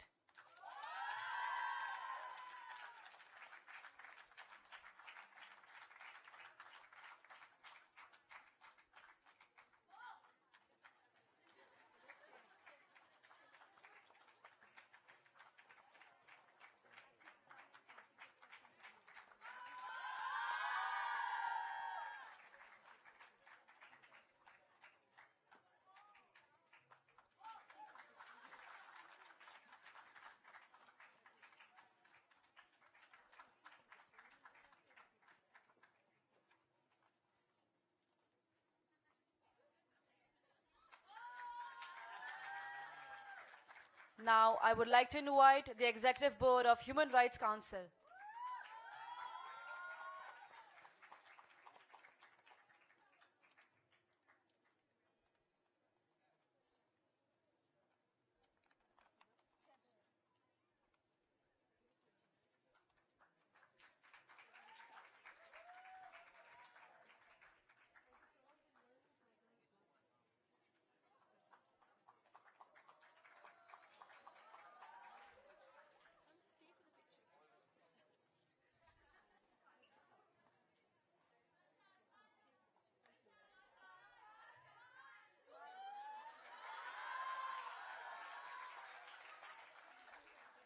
And finally, I would like to call upon the Executive Board of General Assembly.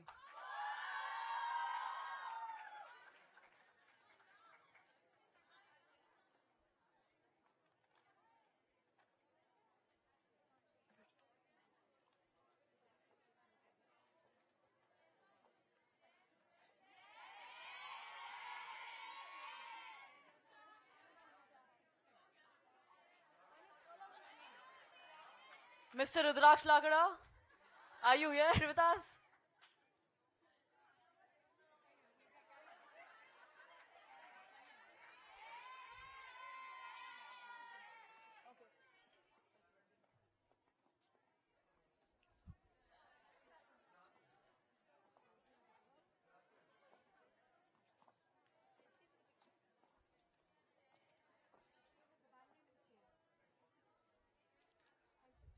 Thank you, everyone. Now, I would like to call upon Ms. Akifa Tanisha.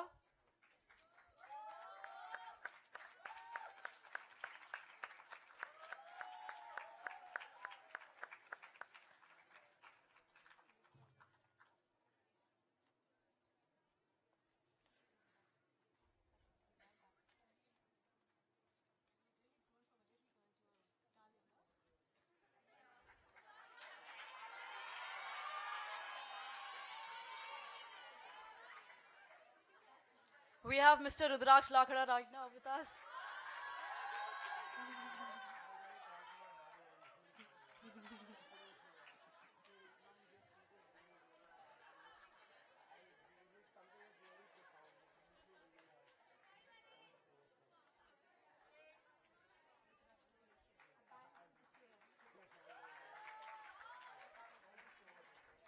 Thank you, everyone. Now is the time to appreciate the efforts of the Secretariat. To start with, I call upon the stage the team of UN Department of Management. First, we have the Under Secretary General, Miss Mehak Khemka.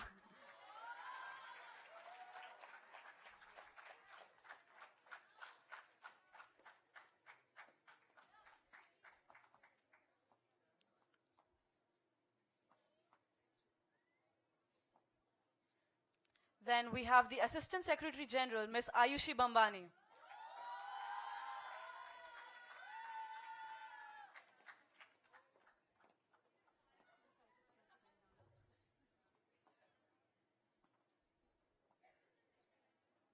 Now I call upon the Director of Procurement, Ms. Ojaswi Nain.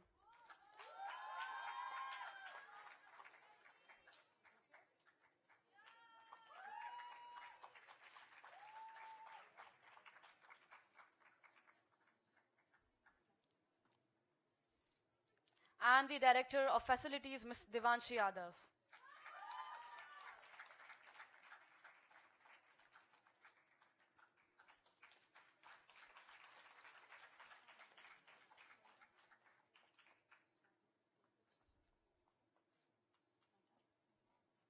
Now we have the team of UN Department of Public Affairs.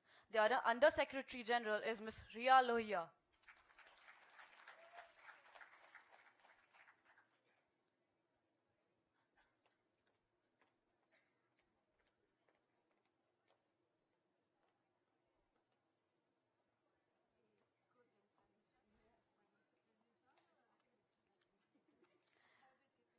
Please clap for the Assistant Secretary General, Ms. Devanshi Rungta.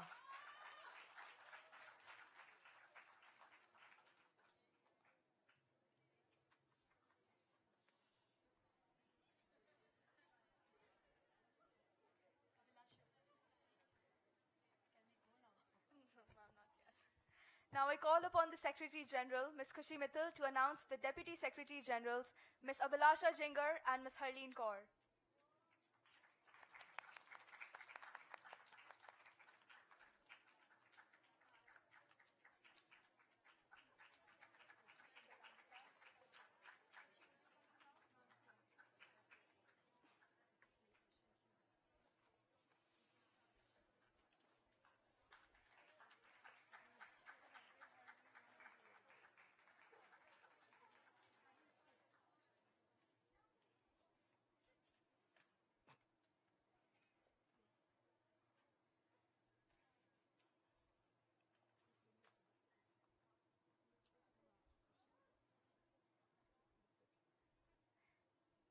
Thank you, Harleen. Thank you, Abhilasha. I now call upon the Chief Advisor, Mr. Siddharth Kapoor.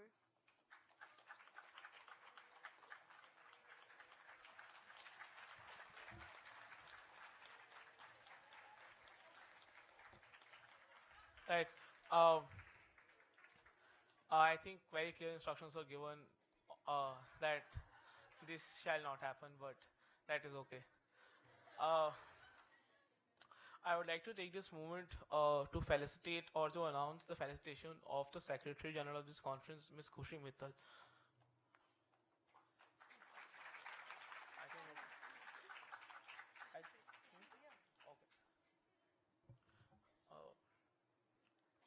No, because ma'am, I think the instructions are heard wrong. Because Secretary General was to be called to felicitate the Deputy Secretary General. Now it's gone and it's done. So I should now felicitate the Deputy Secretary General. Fair enough. That is fine. I would also like to take this opportunity to announce the felicitation of the Deputy Secretary Generals, Ms. Abhilasha Jingar.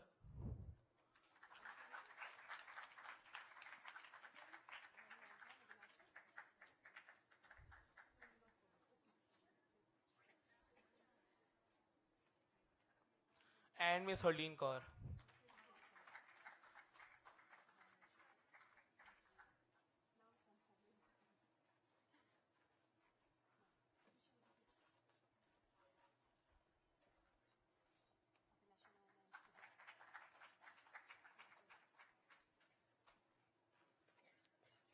I would like to call Deputy Secretary General, Ms. Harleen Kaur. It's at the end.